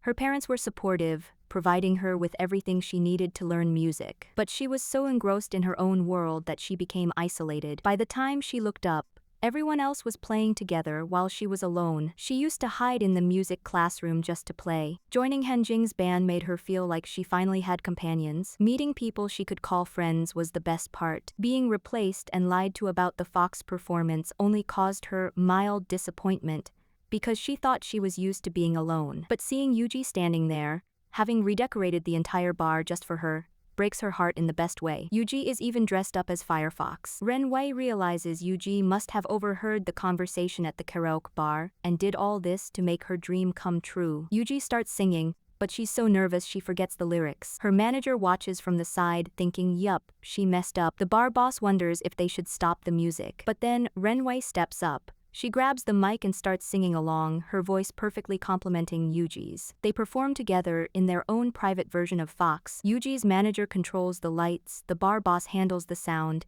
and even some plushies are set up as the audience. Renwei looks at Yuji and realizes that even though they barely know each other, this girl is incredibly kind. Renwei notices the fake Fox ticket Yuji made. The bar boss explains that Yuji made everything by hand, rushing to the bar every day after class for a week. Renwei is stunned. "Are you this nice to everyone?" she asks. Yuji gets shy, mentioning how her aunt was once cheated and she just wanted to help. She tells Renwei that one day she'll stand on the real Fox stage. "I'm sure of it," she beams. Renwei just smiles back. "Haven't I already done just that?" she asks, referring to tonight. Yuji jokes that it's a ripoff if she only gets to hear one song. Renwei laughs and offers to play a new song she just wrote, making Yuji her very first listener. As Renwei plays, Yuji is mesmerized. She glows, she thinks. Suddenly, a memory hits her. We flash back to when Yuji was 16 on a TV production set. She wandered off and heard someone singing in a music classroom. She peeked through the window and saw a young girl with pink hair lost in her music. Her aunt called her back to film the next scene, and Yuji had to leave, but that moment stayed with her. The girl in the classroom was Renwei. Their paths had crossed long before they ever officially met. Our girl is looking like a total undercover celebrity in her shades and cap as she kicks off Day, one of the music vlog collab. She's got her guitar on her back and is ready to take the world by storm, one vlog entry at a time. First stop? A little retail therapy where she finds the perfect red bow. "Looks good on you." Her companion cheers as she strikes a pose with some sweets, looking like the ultimate aesthetic influencer. "Sunset drinks for two? Don't mind if they do." Things get even cuter when they break out the fuzzy animal hats. The tension between them is thick enough to cut with a knife as they share a lingering look, before our girl breaks into a radiant laugh that lights up the whole night. But wait, this isn't just a casual date, it's a high-stakes skincare ad for HBN. Yuji holds up the product like a pro while our girl shows off the masks. They look absolutely cozy together, lounging around while she keeps her guitar close for that artist vibe. She's posing in front of fan walls, riding wooden horses in the park, and even making a new feline friend for the camera. After showing off the product and the gear, the director finally yells, "Shoot." The crew is thrilled with the footage and tells them to take a well-deserved break before the night shoot posters. Yuji notes that ever since their variety show aired, they've been practically inseparable in the professional world. Even the staff is looking forward to the magic they're creating, though some of the guys seem a bit distracted. Fast forward 1 week later to the subway station. Little Yuzi is absolutely beaming when she sees her mom's face plastered on a massive billboard. "It's really her," her friend exclaims, pointing at the next gorgeous shot of our heroine, looking like a literal goddess. Our little girl is literally glowing with pride, seeing her family's hard work pay off. The public is losing their minds over the duo, with fans screaming, "Take my money right now," at the sight of their husbando. Passers-by can't believe they aren't wearing any makeup in the shots and still look that flawless. Yuzi is busy snapping her own photos of the ads while the fans around her demand the link to buy whatever they're selling. The HBN campaign is a total masterpiece, featuring the pair looking elegant, adorable while making hand hearts, and sharing a genuine laugh that would melt even the coldest heart. Yuzi walks away with a massive smile, her heart full of love for her mom's success. Back at the office, the marketing team is so obsessed with the chemistry that they decide to use every single photo they took, because choosing just one is impossible. Our girl Yuzi is finally settling in for the main event. Her mom's brand new variety drama is airing today, and she's got the snacks ready to go. She snuggles up with her plushies, ready to see what kind of emotional roller coaster the writers have cooked up this time. The show is titled Night Owl, and immediately, we're thrust into a world of high-stakes espionage. The screen shows a complex web of targets and spies, with the narrator teasing that a dangerous agent is hiding right in plain sight. The mystery deepens as the captain is ordered to find out exactly who these players are. In the drama, we meet a stunning singer named Rose, who's being warned about a literal assassination plot at an upcoming banquet. She doesn't seem fazed at all, playfully adjusting the captain's tie. With a confident smirk, she asks, "I have the captain here to protect me, don't I?" Watching this, Yuzi is absolutely losing it, giggling over the top-tier chemistry on screen. She's munching on oranges and living her best fangirl life. But because this is a drama, things go south fast. A montage of tragedy flashes across the screen: blood, sacrifices, and headlines screaming about a banquet turned into a massacre. Rose looks on in horror as the world crumbles around her. Her protector, the captain, is lying in a pool of blood, and she can only scream, "Why?" He looks up at her with fading eyes, asking why she's crying when he already knew she was the secret agent Night Owl all along. He admits he doesn't even know why he threw his life away for her. Just as his hand goes limp, a gun is pressed to the back of Rosie's head. Yuzi is absolutely devastated, face planting onto the table, and sobbing that she's going to send death threats to the writers for this heartbreak. But wait, a magical earring cracks, and we see a confidential mission briefing. It turns out the earring allows the wearer to rewind time by 12 hours. Rose puts the jewelry back on, her eyes sharpening as she declares the target is acquired. In this new timeline, she meets up with the captain again, realizing they are actually working toward the same goal. She asks him if he's there for the case, but his answer is way more romantic than professional. With a sparkly, heroic aura, he tells her his primary mission is simply to protect her. Rose is visibly shaken by the sincerity in his eyes. She gives him a soft smile, admitting that his words are a huge reassurance. As she adjusts his tie once more, she vows that this time, it's her turn to protect him. By the end of the episode, Yuzi is a total wreck, crying her eyes out on the floor as she calls her friend Kai Kai. She demands to know who is responsible for this absolute masterpiece of a script, so she can worship them. Kai Kai, who is busy working on her own notes, tries to be humble, but then she drops the bombshell. The mastermind behind the plot is actually her own mother. Yuzi's eyes go wide with determination as she tells Kai Kai to let her mom know that she's a fan for life and will treat her right forever. Renwei has a secret, tell guys. Whenever she's spinning a web of lies, she can't help but rub her fingers together. It's how she plays it cool, even when she's sussing out that Yuji was actually an undercover agent right from the start. But the real heartstring puller is their shared history through music, especially during their university days. Look at those clover accessories. Renwei wears 3-leaf earrings, while Yuji rocks a single one to match. It all leads back to 4-leaf clover, the song Yuji loves most. Even if Yuji can't quite remember who the original singer was, this isn't just a random track. It's a memory from a charity event where a tiny Yuzi recognized the tune the moment Renwei started strumming. They actually wrote that song together back in college, but it was never published because life and a trip abroad got in the way. Now, hold on to your seats because we might have a lead on Yuzi's dad. This mysterious guy was driving them home after a wild night at the KTV. And he's got the exact same mole we saw in the old flashbacks. Speaking of wild nights, Yuji claims she doesn't drink, but our girl is actually a secret lightweight who loves a good glass when she thinks no one is looking. Then there's Jiao Qi, Renwei's brother, who doubles as her agent, keeping things professional by calling her Miss Ren in public to keep their secret. He's always lurking in the background, making sure his big sis has everything she needs. Don't get him confused with Xiao Pi, though she's the assistant, while the real power player managing the schedule is Miss Yu. The parallels between the past and present are honestly giving me chills. Renwei used to borrow her for a bit, but now she's claiming her for the whole night. And don't even get Yuji started on her embarrassing movie role.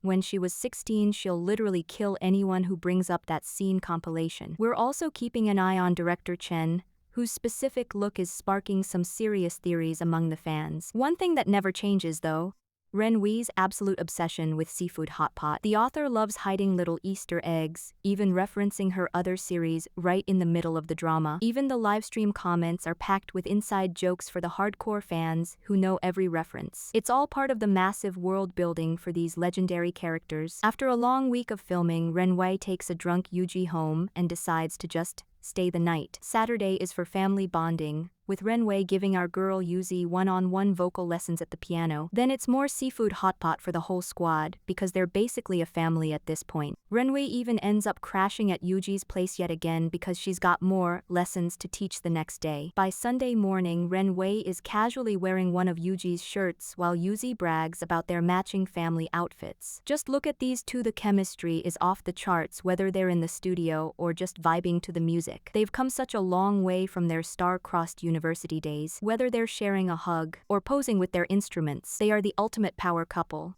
Even when Renwei is rocking a bunny hat to make Yuji laugh, or they're playing in the snow as Chibis, they're serving nothing but goals. And of course, Yuzi is the luckiest kid in the world, getting all the snuggles she could ever want. Inside Yuji's work luggage, amongst the heat pads and essentials, sits a bright green handheld console. On the freezing film set, a staff member notices the gadget and asks if she's really into retro gaming. Yuji explains that it was part of a kid's bundle she bought at the end of the year. She saw every other kid had one and didn't want her daughter to feel left out, so she got it for Yuzi. The irony? Lil Yuzi didn't care for it at all, so now our girl is the one hooked on Tetris during her breaks. Thanks for the heat pad though. I won't freeze to death now. The staffer cheers, more focused on surviving the negative 21-degree weather. But disaster strikes back at home. A very drunk and very depressed Yuji is crying her eyes out while slumped over a table. I lost my game console. I tried looking for it, but I can't find it. She wails into the phone. Our poor heroine is absolutely devastated because she was already at level 48, just 2 levels away from beating the entire game. Nothing's been going my way lately, she sobs, feeling like even her toys have abandoned her. Watching from the hallway, little Yuzi sees her mom's heartbreak and decides it's time to take matters into her own hands. Our tiny angel, only 4 years old at the time, drags out her prized rabbit piggy bank and starts rummaging through her savings. The next night, Yuji drags herself home, only to find the door unlocked and her mother waiting inside. Apparently, Yuzi specifically requested grandma to visit. Suddenly, the little one comes sprinting out. "Mommy," she shouts, holding a beautifully wrapped box. "I have a gift for you," she exclaims, her eyes shining with pure excitement. Yuji is completely caught off guard. "I wonder what it is. Can I open it?" she asks, her voice trembling. Inside the box is a brand new, rabbit-themed game console. Yuzi reaches up to gently pat her mom's head, trying to comfort her. "Don't be sad, Mommy. If you lose it again, I'll buy another one for you," she promises. Yuji stares at her daughter, completely moved by the selfless gesture. Look at that proud little face. She really is the best daughter in the world. Yuji can't help but pinch those adorable, chubby cheeks. With a heart full of warmth, she gives Yuzi the biggest, most genuine smile. Later on, Yuji is extra careful with the new device, telling her staff to put it back exactly where it's safe because she's never letting this one go. What's wrong? You've been feeling down all day, her friend asks as they hang out on the swings. Our girl Yuzi sighs, explaining that because of Auntie Ren's upcoming concert, her mom has been working double time to get ahead of her schedule. All those late nights are starting to take a toll, and Yuzi is worried that her mom is looking totally worn out and losing her glow. Her friend thinks for a second before suggesting they come up with a plan to help her mom look her best for the big event. They find a manual for a high-end serum that promises to brighten skin and fight off those tired vibes. Even though the technical talk leaves them both feeling a little lost, the friend reveals she has the secret weapon, her own mom's magical transformation potion. Yuzi wastes no time and rushes home to her mom, shouting, "Mommy, Kai gave me a magic potion." She insists that with this, her mom will be the prettiest one at the concert. "If I remember correctly, I need to press this, then shake it," Yuzi mutters, getting to work with the bottle. She starts dabbing it onto her mom's face with so much focus that her mom thinks she looks like a professional makeup artist. Fast forward to after Renwei's concert, and the crowd is absolutely buzzing. Inside the car, Renwei is all smiles, thanking Yuzi for the encouragement. But then she does a double take, asking her friend, "Don't you look brighter than the last time I saw you? Did you put on foundation?" She gets right in her face, confused because she didn't see her remove any makeup earlier. Our girl's mom just giggles, teasing, "I have transformation magic." Renwei isn't buying the magic talk for a second, while Yuzi looks on feeling like a total hero. Later on, Renwei gets home and her brother mentions there's a package waiting on her desk. It's a bright orange box labeled as a magic item. She opens it up to find the very same brightening essence. She can't help but smile, realizing the secret behind that magic glow. It looks like it's finally the perfect time for her to try out the miracle worker for herself. Our girl Yuzi and her friends are out for a little retail therapy, taking in the sights of the massive shopping mall. They wander past a boutique filled with the most adorable pink plushies you've ever seen. Inside, someone is currently having a very private, very emotional moment with a fluffy white bear. It's none other than Bayu, and he's looking at that toy like it's the most precious thing in the world. "So cute," he mumbles, giving the bear a massive, heartfelt squeeze. But his peaceful moment is shattered when Yuzi spots him from the hallway and calls out his name. She waves him down with a cheerful smile, asking, "What a coincidence. Are you here to shop too?" Bayu's soul practically leaves his body as he realizes he's been caught red-handed in his fluffiest moment. Cut to the cafe, where Bayu is slumped over the table in a state of pure, unadulterated shame. "Please, don't tell Miss Yuji about it," he pleads, convinced that Yuzi's mom will think he's a total weirdo. Our girl Yuzi doesn't miss a beat, sipping her drink before dropping a truth bomb. "What are you even saying? My mom never liked you in the first place." Ouch. As Bayu continues to sob over his crushed dreams, Yuzi actually starts to feel a little bad. She leans back and decides to share some of her mother's wisdom. She tells him that there's absolutely no rule dictating what a person should like or dislike. Bayu thinks back to all the times he was teased or chased around for his unmanly interests. But Yuzi humbles him real quick, telling him he isn't special for having a hobby. She holds up the bear with a dazzling, rare smile and asks, "It's something this cute, don't you think?" Bayu is so moved by her kindness and acceptance that he starts weeping tears of joy. "Miss Yuji is so amazing," he wails, leaving the rest of the group wondering why he's having another breakdown. But then, he just had to go and ruin it.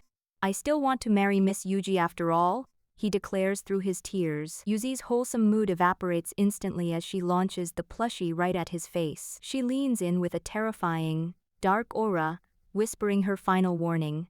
"Keep trying to marry my mom, and I'll tell the entire school that you like plushies." Despite the death threats and the drama, the squad ends the day surrounded by a mountain of new fluffy friends. Our girl Yuzi is hanging out behind the scenes, patiently waiting for her mom to finish up with work. But her mom isn't just anyone, she's a famous actress.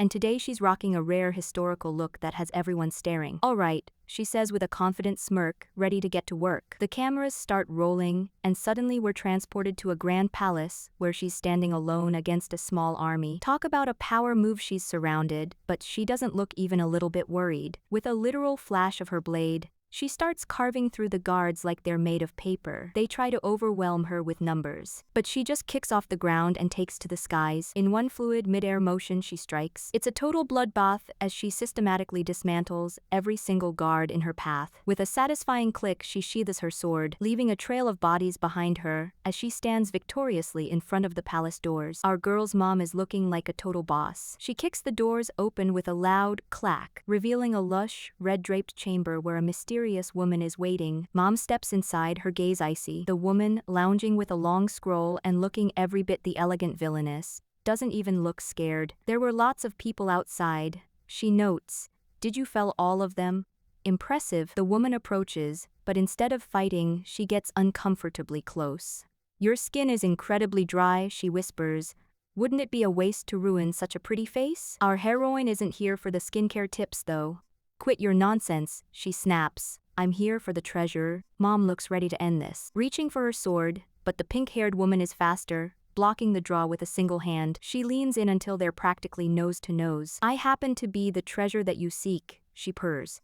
"So, my young hero, what do you intend on doing to me?" "Okay, cut," the director yells, breaking the tension. It turns out this whole dramatic showdown was just a commercial shoot, and poor Yuzi's brain has officially crashed from watching her mom's intense acting. With the shoot wrapped, the co-star asks Mom if she has any plans for the night. Mom invites the whole crew along, saying they're heading to Xiaopi's place for some much-needed BBQ. They head over to the flip side, and the whole gang bursts through the door, shouting Happy New Year to the waiting family. Yuzi is the star of the show now, handing out gifts to Grandma and Auntie Pei. It's a fancy HBN gift box, and Auntie Pei is absolutely losing it with joy because she was just about to run out of hand lotion. One of the guys teases her for treating it like a sacred treasure, but she just fires back. That's because it is. With the gifts out of the way, it's finally time to eat. As the family settles in for a feast, Mom takes a moment to actually follow that villainous advice, applying her cream and making sure her skin stays as legendary as her acting. In life, there's always a time when a disastrous storm hits, and for poor Xiaopi, that storm is her daily shift. Backstage is absolute chaos as she's buried under a mountain of microphones, water bottles, and actors' costumes while staff bark orders at her to hurry up. "How useless," one guy scoffs as she trips over her own feet trying to notify the actors they're on in 15. This happens every single time, and our girl is reaching her breaking point, wondering why they don't just hire more help if it's always this busy. She hasn't eaten all day, her blood sugar is plummeting, and her head is spinning so fast she can barely stand. Suddenly, the super idol Miss Fufu arrives with her big-shot investor boss, Mr. Bo. Xiaopei has to play the role of the humble servant, leading Fufu to her private lounge while juggling even more jackets. But the demands don't stop. Fufu's team orders her to find a steamer for the clothes immediately. Then comes the coffee order from hell, a hot mocha, a soy matcha latte, and a complex Americano with exactly 2 bags of brown sugar. On top of the drinks, Fufu needs the entire agenda reprinted with a larger font size, because apparently reading is too much work today. Xiaopei sprints through the building,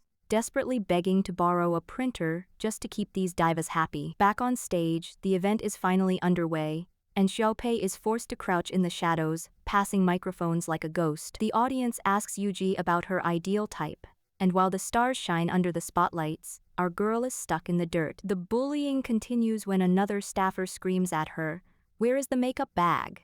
Do your job right." Xiaopei can only stutter out apologies, looking like she's about to burst into tears while being told she's failing at her own job. In the artist lounge later, Fufu plays the nice girl card in front of Mr. Bo, subtly throwing Xiaopei under the bus by saying the assistant wasn't feeling well to explain away her own mediocre performance. Xiaopei actually thanks her for the cover-up, not realizing she's being played, while Yuji watches the exchange from the doorway with a knowing look. As the stars prepare to leave, Mr. Bo orders Xiaopei to haul the heavy luggage down to the cars. To make matters worse, another guy runs up and dumps his massive bag on her too, treating her like a human pack mule. Xiaopei struggles under the weight, wondering who this guy even is as the VIPs walk away laughing. Left alone to clean up the mess, Xiaopei lets out a heavy sigh, her glasses fogging up from the exhaustion. She tries to navigate the stairs with a massive red suitcase, but her strength gives out.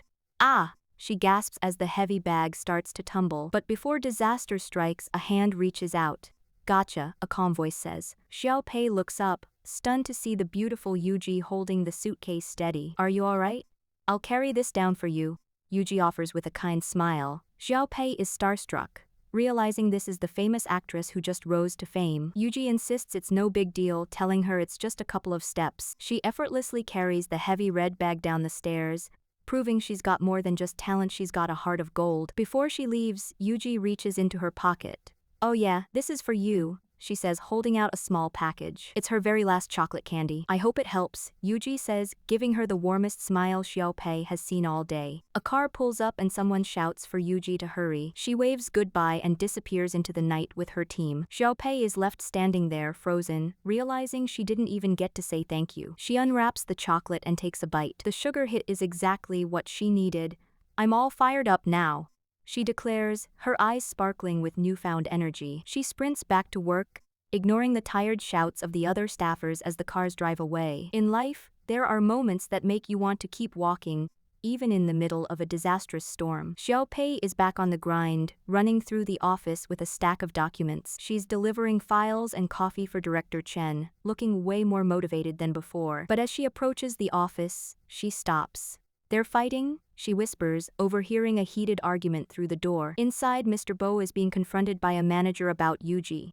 The manager points to Yuji's headshot, complaining that any other actor would have been shelved for the trouble she's in, and only Mr. Bo would be crazy enough to pay her massive contract penalty fees. She warns him that working with Yuji is social suicide, and that anyone associated with her will be picked on by the rest of the industry. Xiaopei stands outside, clutching her documents, realizing that the woman who saved her is currently the most hated person in the building.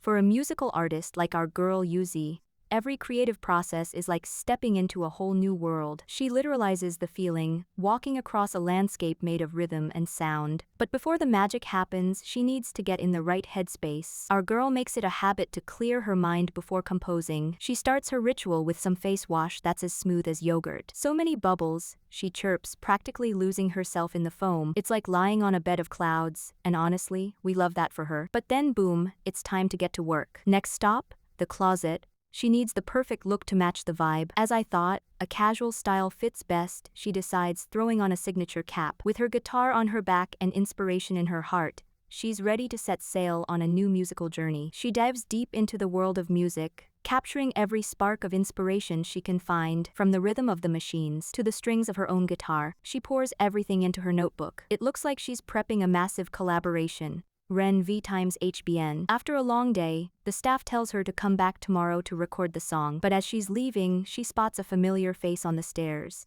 It's none other than the two-time award-winning actress, Miss Yuji. "Hey there, hotshot," she smirks. "Nice seeing you here." Yuji realizes they're both working in the same building, and Yuji explains that she's currently being followed by a camera crew for a documentary. The cameraman seizes the opportunity, asking Yuji to dish some dirt on the famous actress. Yuji goes into a deep state of pondering, making Yuji a little nervous. Do you really have to think so hard about it? She asks, sweating a little. Yuji finally looks up and says, sometimes I can't tell if she's being genuine or just acting. Yuji blinks in surprise, but Yuji follows it up with a cheeky smile. But I suppose that's just proof that Yuji is a spectacular actress. I'll take that as a compliment. Yuji laughs, clearly charmed by the backhanded praise. The tension melts away as they discuss what to grab for dinner, with Yuji offering to treat her to some yuang xiao. As they walk off together, Yuji agrees to join the film crew later, finally relaxing after a long day of creative chaos. It's finally a wrap for our superstar, Miss Yuji. For top-tier actors, these shoots stretching deep into the night are just another Tuesday, but there's no time to celebrate, because her manager is already hovering with the next schedule, a flight at 6:40 a.m. sharp. They're reviewing a mountain of advertisement gigs for tomorrow while they head for the exit. Looks like we'll be taking whatever shut-eye we can on the plane, her assistant sighs. And honestly, same. Our girl is out like a light the moment she hits that seat. Up in the clouds, there's no rest for the wicked or the beautiful. As soon as the sun is up, she's back on a new set filming a high-fashion ad. Once that wraps in the morning sun, she's already moving to the next location. They have to rush back to meet the film crew because today is the big table read for her next project. The documentary Lands of Passion is currently profiling her as the it girl of the industry, and for good reason. She debuted at 16 and has been sweeping Best Actress awards ever since. In her interview, Yuji admits that in the past, she worked non-stop out of pure anxiety. She felt like she had to pour everything into running faster and faster. But nowadays, she's trying to actually enjoy the journey. The interviewer asks the million-dollar question, has your work-life balance improved now?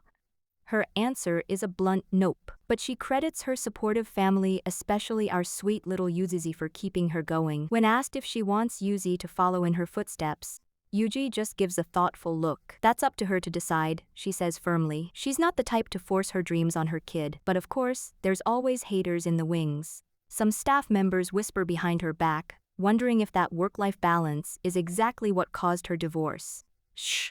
Keep it down, she's right there. Yuji just keeps staring at her phone, playing it cool while the tension in the room thickens. Time for a quick skincare break, gotta keep that face camera ready. Her assistant confirms they're heading back to Hangzhou tonight for a whole week of rest. After a long day of being on, she finally says her goodbyes to the crew. Suddenly, she bumps into a pink-haired colleague. The girl is asked to describe our heroine, and she hesitates. Yuji smirks. Do you really have to think so hard about it? The girl finally admits that sometimes she can't tell if Yuji is being genuine or just acting. But hey, she calls her a spectacular actress, which Yuji takes as a total win. Our girl knows the deal.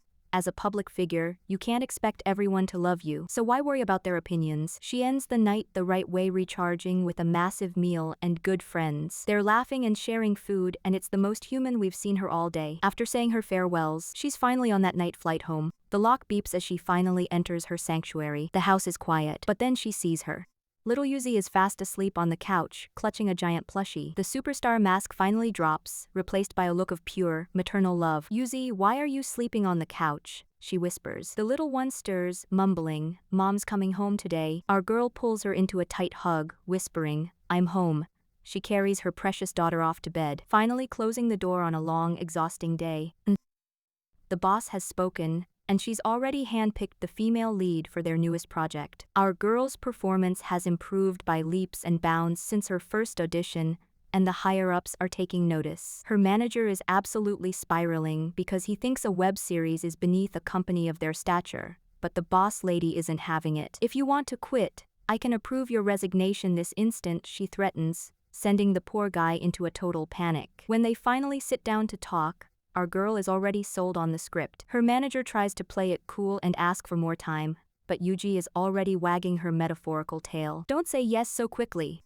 The manager hisses, but it's too late, our girl is hooked. The boss warns her that the industry still looks down on web series, and it could actually hurt her career. But Yuji is firm, insisting that as a newbie, she might never get a script this good again. A deal is struck, and they toast to what's sure to be a wild ride. Later, our girl meets up with her bestie Renwei and her little brother. The kid pulls Yuji aside to thank her for being such a good friend to his sister. He's noticed that Renwei has been so much more cheerful lately, and her music is finally starting to sound like her old self again. Could you keep being her best friend? He asks with those big puppy dog eyes. Our girl just laughs, telling the brat that worrying so much at his age is a one-way ticket to going bald. The group stumbles upon an underground mall where anyone can request a song. Renwei starts reminiscing about her high school days when she had a band with a classmate who was even more talented than she was. It's a bit of a bittersweet memory since that friend gave up on music a long time ago. Seeing her friend get a little down, Yuji steps in with some much-needed encouragement, telling her that just persevering on this path is something to be proud of. Since she didn't bring a gift, Renwei decides to perform right there on the spot. She grabs the mic and starts singing a song that is pure, unadulterated sunshine. They even share a laugh when she fumbles the lyrics, just having the time of their lives. Little do they know, a video of the performance is currently exploding online. In no time at all, Renwei has 370,000 followers and record labels are knocking down her door. The two of them start spending even more time together, with Renwei asking Yuji to help her write lyrics for her new,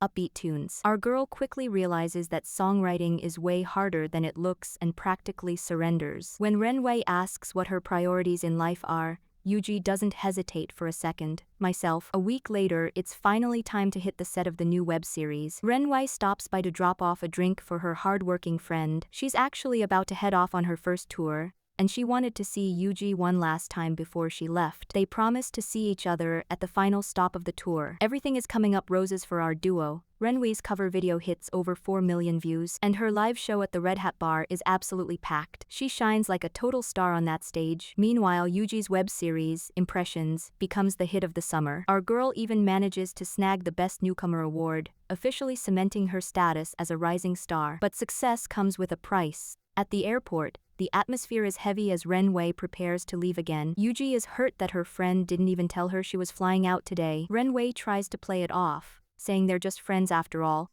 but our girl looks like she wants to say so much more. Renwei cuts her off, telling her that she's a star now and her career has to come first. We'll each walk the road meant for us, Renwei says, a bittersweet smile on her face as she walks away. Years fly by in the blink of an eye.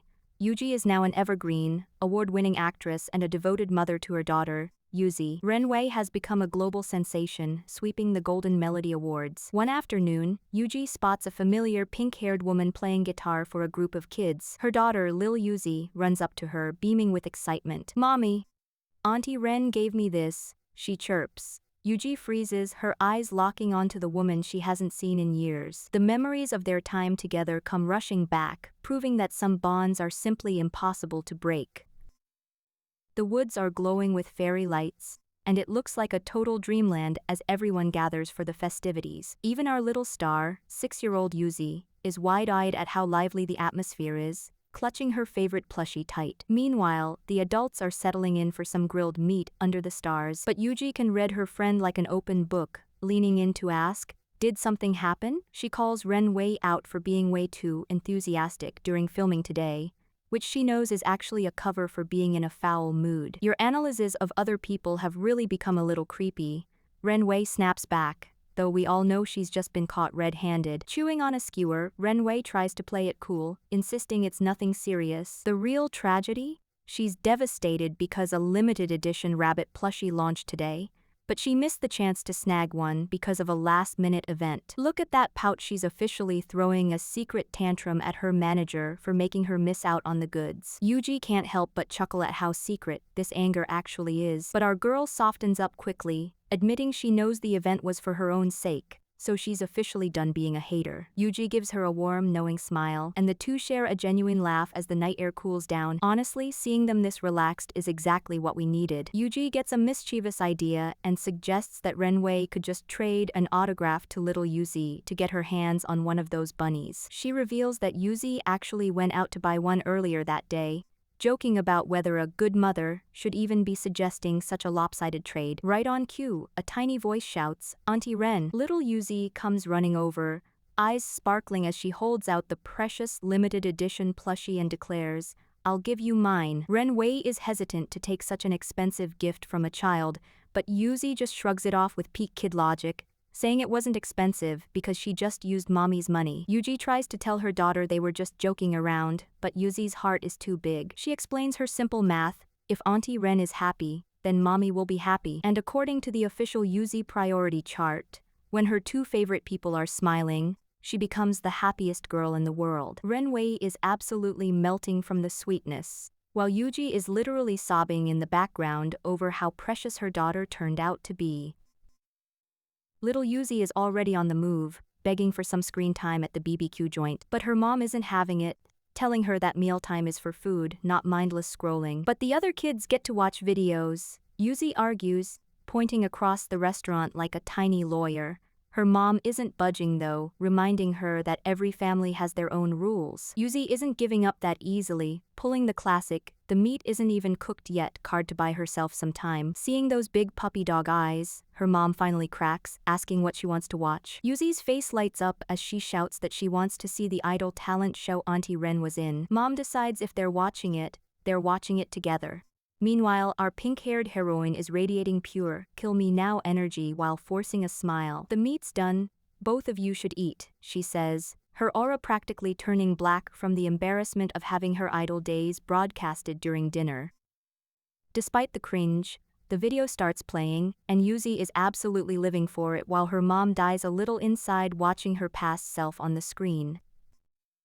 "My name is Chen Qingyan, and I'm an actress," Yuzi tells us as she steps onto the bustling film set, looking every bit the professional. She loves the craft, but she absolutely detests working with parachuted talents who only got the job because their agency dropped a massive bag of cash to buy their way in. Specifically, she's got her eye on her co-star, a girl she suspects is the definition of a nepo baby hire. The director rallies the troops, explaining they're filming at the Hall of Deceptive Fragrances today, and really need to show some serious chemistry. The cameras roll, and our girl transforms into a smooth-talking spy, ordering a whiskey on the rocks at a high-end bar to start the scene. She tries to get her partner to loosen up with a drink, but the girl stays ice-cold, reminding her that they aren't there to play around. "Fine then, be that way."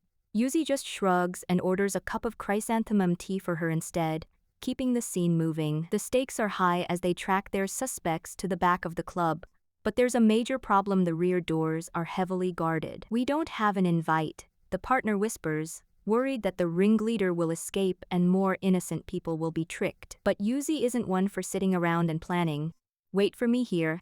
I'll go ask," she says, rising from her seat with a confident smirk. Her partner tries to hiss at her to stop, but Yuzi is already face to face with a massive, intimidating guard. After a quick, mysterious whisper, the guard's tough exterior completely crumbles, and he politely opens the door, ushering her inside. Our girl tosses a smug look back over her shoulder, clearly winning this round of who's the better spy. Her partner is left absolutely floored, staring in disbelief at how easily Yuzi just bypassed the security detail. They slip through the doors together, heading deeper into the heart of the enemy's lair. The heavy, stained glass doors shut behind them, sealing them into the unknown as the tension ramps up. Once they're clear of the guards, the partner can't hold it in anymore.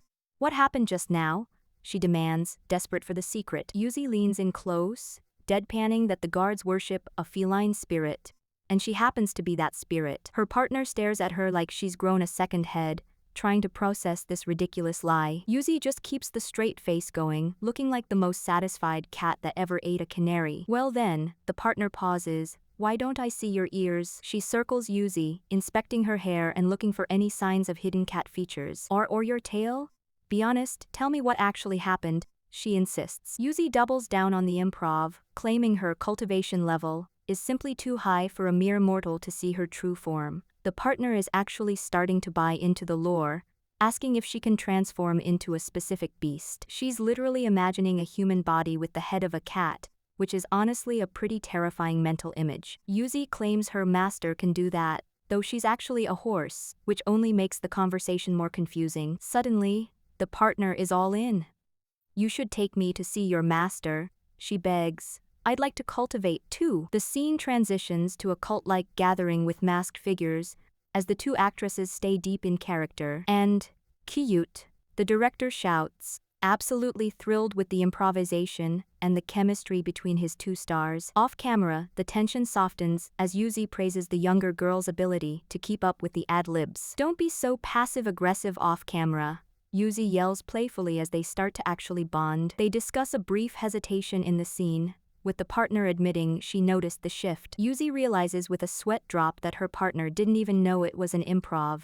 She just thought it was part of the plan. Thanks, Chen Qingyan, the girl says with a bright, genuine smile that catches Yuzi off guard. But the moment is bittersweet, as Yuzi is reminded of everyone constantly calling her Chairman Chen's sister instead of her own person. She looks at her partner and remembers a promise she almost broke, one involving a mysterious silhouette from her past. It's hard to imagine you're already a mom, Yuzi admits, looking at her co-star with newfound respect as they head back. Even with all the bickering, it looks like a real friendship is finally starting to bloom between these two talented actresses. At the local playground, a group of kids is busy being absolute menaces, chanting that her daddy is a big bad guy. "Go back to your dad," they shout, making our poor Yuzi feel like an outcast in her own family. She reflects on the toxic gossip that has followed her since she was old enough to remember, from the mystery of her father to the scandals surrounding her mother. "I hate myself the most," she thinks, her heart breaking under the weight of everyone's judgment. But just as the bullying reaches a boiling point, a pint-sized hero in a yellow hoodie steps in. "People who like to gang up and bully others are the real big bad guys," she screams, standing tall against the pack. Yuzi can only stare in shock. Nobody has ever stood up for her like this before. The bullies tell the newcomer to mind her own business and go away, but she isn't budging an inch. "Run!"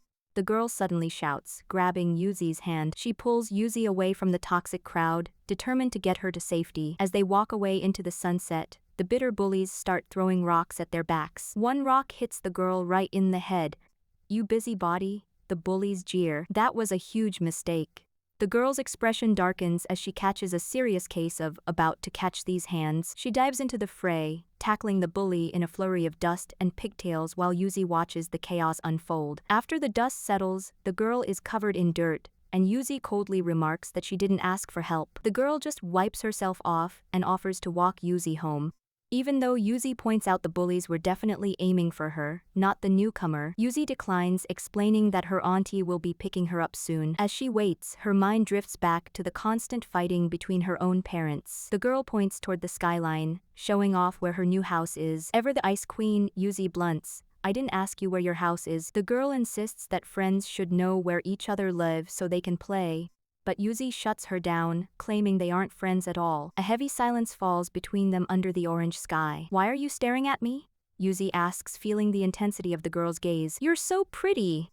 I want to be friends with you," the girl exclaims, her face lighting up with a sincere blush. Before Yuzi can even process the compliment, a luxury car pulls up and a voice calls out for her to come home. They share one final, lingering look in the golden light. Yuzi turns and runs toward her ride, leaving the mysterious girl standing alone. Looking back, that girl felt like the sun itself, a core memory from when Yuzi was only 4 years old. At 14 years old, our girl Yuzi is finally seeing her mom, Yuji, reclaim her throne in the spotlight. On screen, Yuji is an absolute powerhouse, and watching her makes Yuzi swell with pride. But behind the scenes, it's a total drama fest. Yuji's associate is losing his mind because she's turning down a role from a legendary director. "I need the money," she tells him flatly, prioritizing quick paychecks over prestige. He argues that she should be aiming for awards, but she isn't interested in rotting away in the mountains for 3 months, just to film 5 scenes. She looks him dead in the eye and delivers the ultimate truth. Before she's an actress, she is first and foremost a mother. Little did she know a young Yuzi was eavesdropping on that conversation, and it planted a seed of massive guilt in her heart. She grew up believing her mom's career stalled out all because of her. Back in the present, Yuzi's bestie Kai Kai notices she's been acting like a zombie. Yuzi is still reeling from the Riverside encounter, wondering if Auntie Ren actually likes her mom. She's terrified that if she asks too many questions, she'll just become a burden again. Meanwhile, we flash back to Yuji and Ren Wei, having their own heart-to-heart on a film set. Yuji admits she's always felt like a bad mom, and worries that Yuzi is way too sensible for her own good. Ren Wei doesn't sugarcoat things, asking why she even married Yuzi's dad if they were such a disaster together. Yuji confesses that back then, she was desperate to catch up to Ren Wei's god-tier talent. Ren Wei was the youngest queen of music, and the gap between them made Yuji feel invisible. She pushed herself to the breaking point, refusing stunt doubles even for the riskiest scenes just to prove her worth. But gravity doesn't care about your hustle. During a shoot, the equipment fails, and Yuji takes a terrifying fall. She ends up in the hospital with a wrecked leg, and the internet being the toxic place it is, accuses her of faking it for publicity. While she's at rock bottom, Yuzi's dad, acting as her doctor, gives her a much-needed reality check. He tells her it's okay to be ordinary, and that she has the freedom to choose a new path. That was the moment everything changed. Yuji realized that even if her career was in shambles, having Yuzi was the one choice she would never regret. Back in the present, Renwei explains her side of the story to Yuzi at the Riverside. She admits she likes Yuji, but she doesn't want to disrupt her life because she knows Yuzi will always be the #1 priority. She encourages our girl to stop hiding and finally talk to her mom. Under the city lights, Yuzi finally works up the courage. "I pretended to be a good kid so you wouldn't think I'm a burden," she screams through tears. She confesses that she's been acting selfishly just to make herself feel better about the trouble she caused. Yuji doesn't hesitate, pulling her daughter into a hug and stroking her hair. "You're the best gift I could ever wish for," she says, melting away years of insecurity. Our poor heroine is a total mess, sobbing that she's all grown up and will protect her mom from now on. They make a pinky promise to never keep secrets again. With her heart finally light, Yuji goes back to work, signing with a sharp businesswoman who admires her survival instincts. She's officially a superstar again. Later, Yuji and Renwei grab a drink at a bar, and Renwei drops a massive "what if?" She proposes that if they're both still single when they finally retire from the limelight, they should just spend the rest of their lives together. Yuji's reaction is priceless. Fast forward to Yuzi at her laptop, watching the fans absolutely lose their minds shipping her mom and Auntie Ren. She just smiles, happy to watch her mom shine and live her best life without any more shadows of the past. The camera is clicking away as the world's most elegant power couple strikes a pose for the ultimate holiday shoot. They look absolutely stunning, but there's a flicker of intense heat as they lock eyes, making the air in the studio feel a little too thin. Renwei pulls Yuji in close for a heart-stopping close-up that's definitely going to break the internet. But before things can get too steamy, the staff in the back start panicking, crossing their arms like they're trying to summon a firewall. Wait. That's way too much chemistry for a family-friendly shoot, they seem to scream as the stars look back in total confusion. Yuji just blinks with those big, innocent eyes, wondering if they accidentally did something illegal by just being too gorgeous. Despite the interruptions, the final result is undeniable, a perfect, high-fashion cover to ring in the new year. Our girl Yuzi is absolutely floored when she sees the final product, her face turning bright red as she realizes her parents are officially the most iconic duo in the industry. It's a brand new year, and that means a brand new vlog from Ren. Our girl has a major confession to make. She's signed on for a massive cooking variety show, but there's just one teeny tiny problem: she absolutely cannot cook. "The pay was irresistible," she cries, and honestly girl, we've all been there. Desperate for a miracle, she reaches out to her friend Kingyin, who is currently filming overseas, but points her toward her top-tier disciple. Checking her messages, Ren sees the recommendation for a girl named Yuji. With a plan in motion,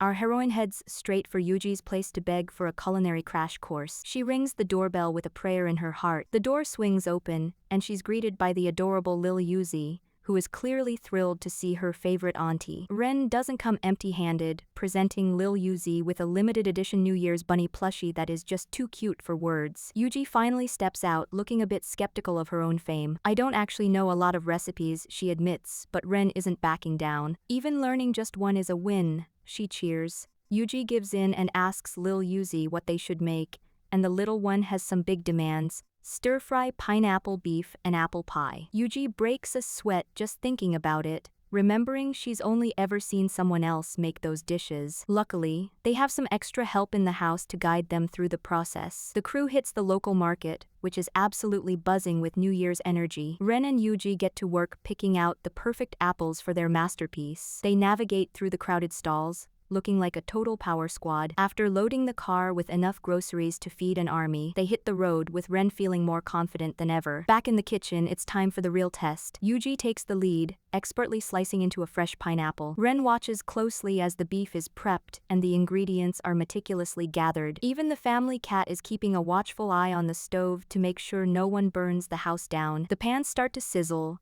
and the smell of pineapple beef begins to fill the air. Finally, the oven dings, and it's time for the big reveal. Lil Yuzi's eyes practically turn into hearts when she sees the result. Talk about professional.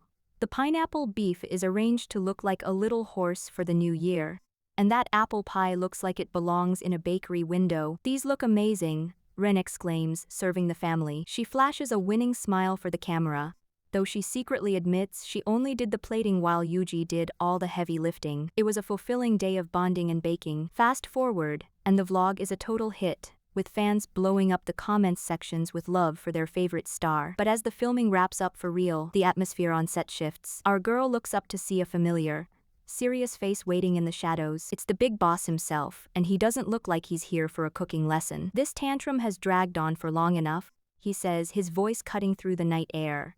For New Year's Eve, come home for dinner. Ooh, the drama is heating up.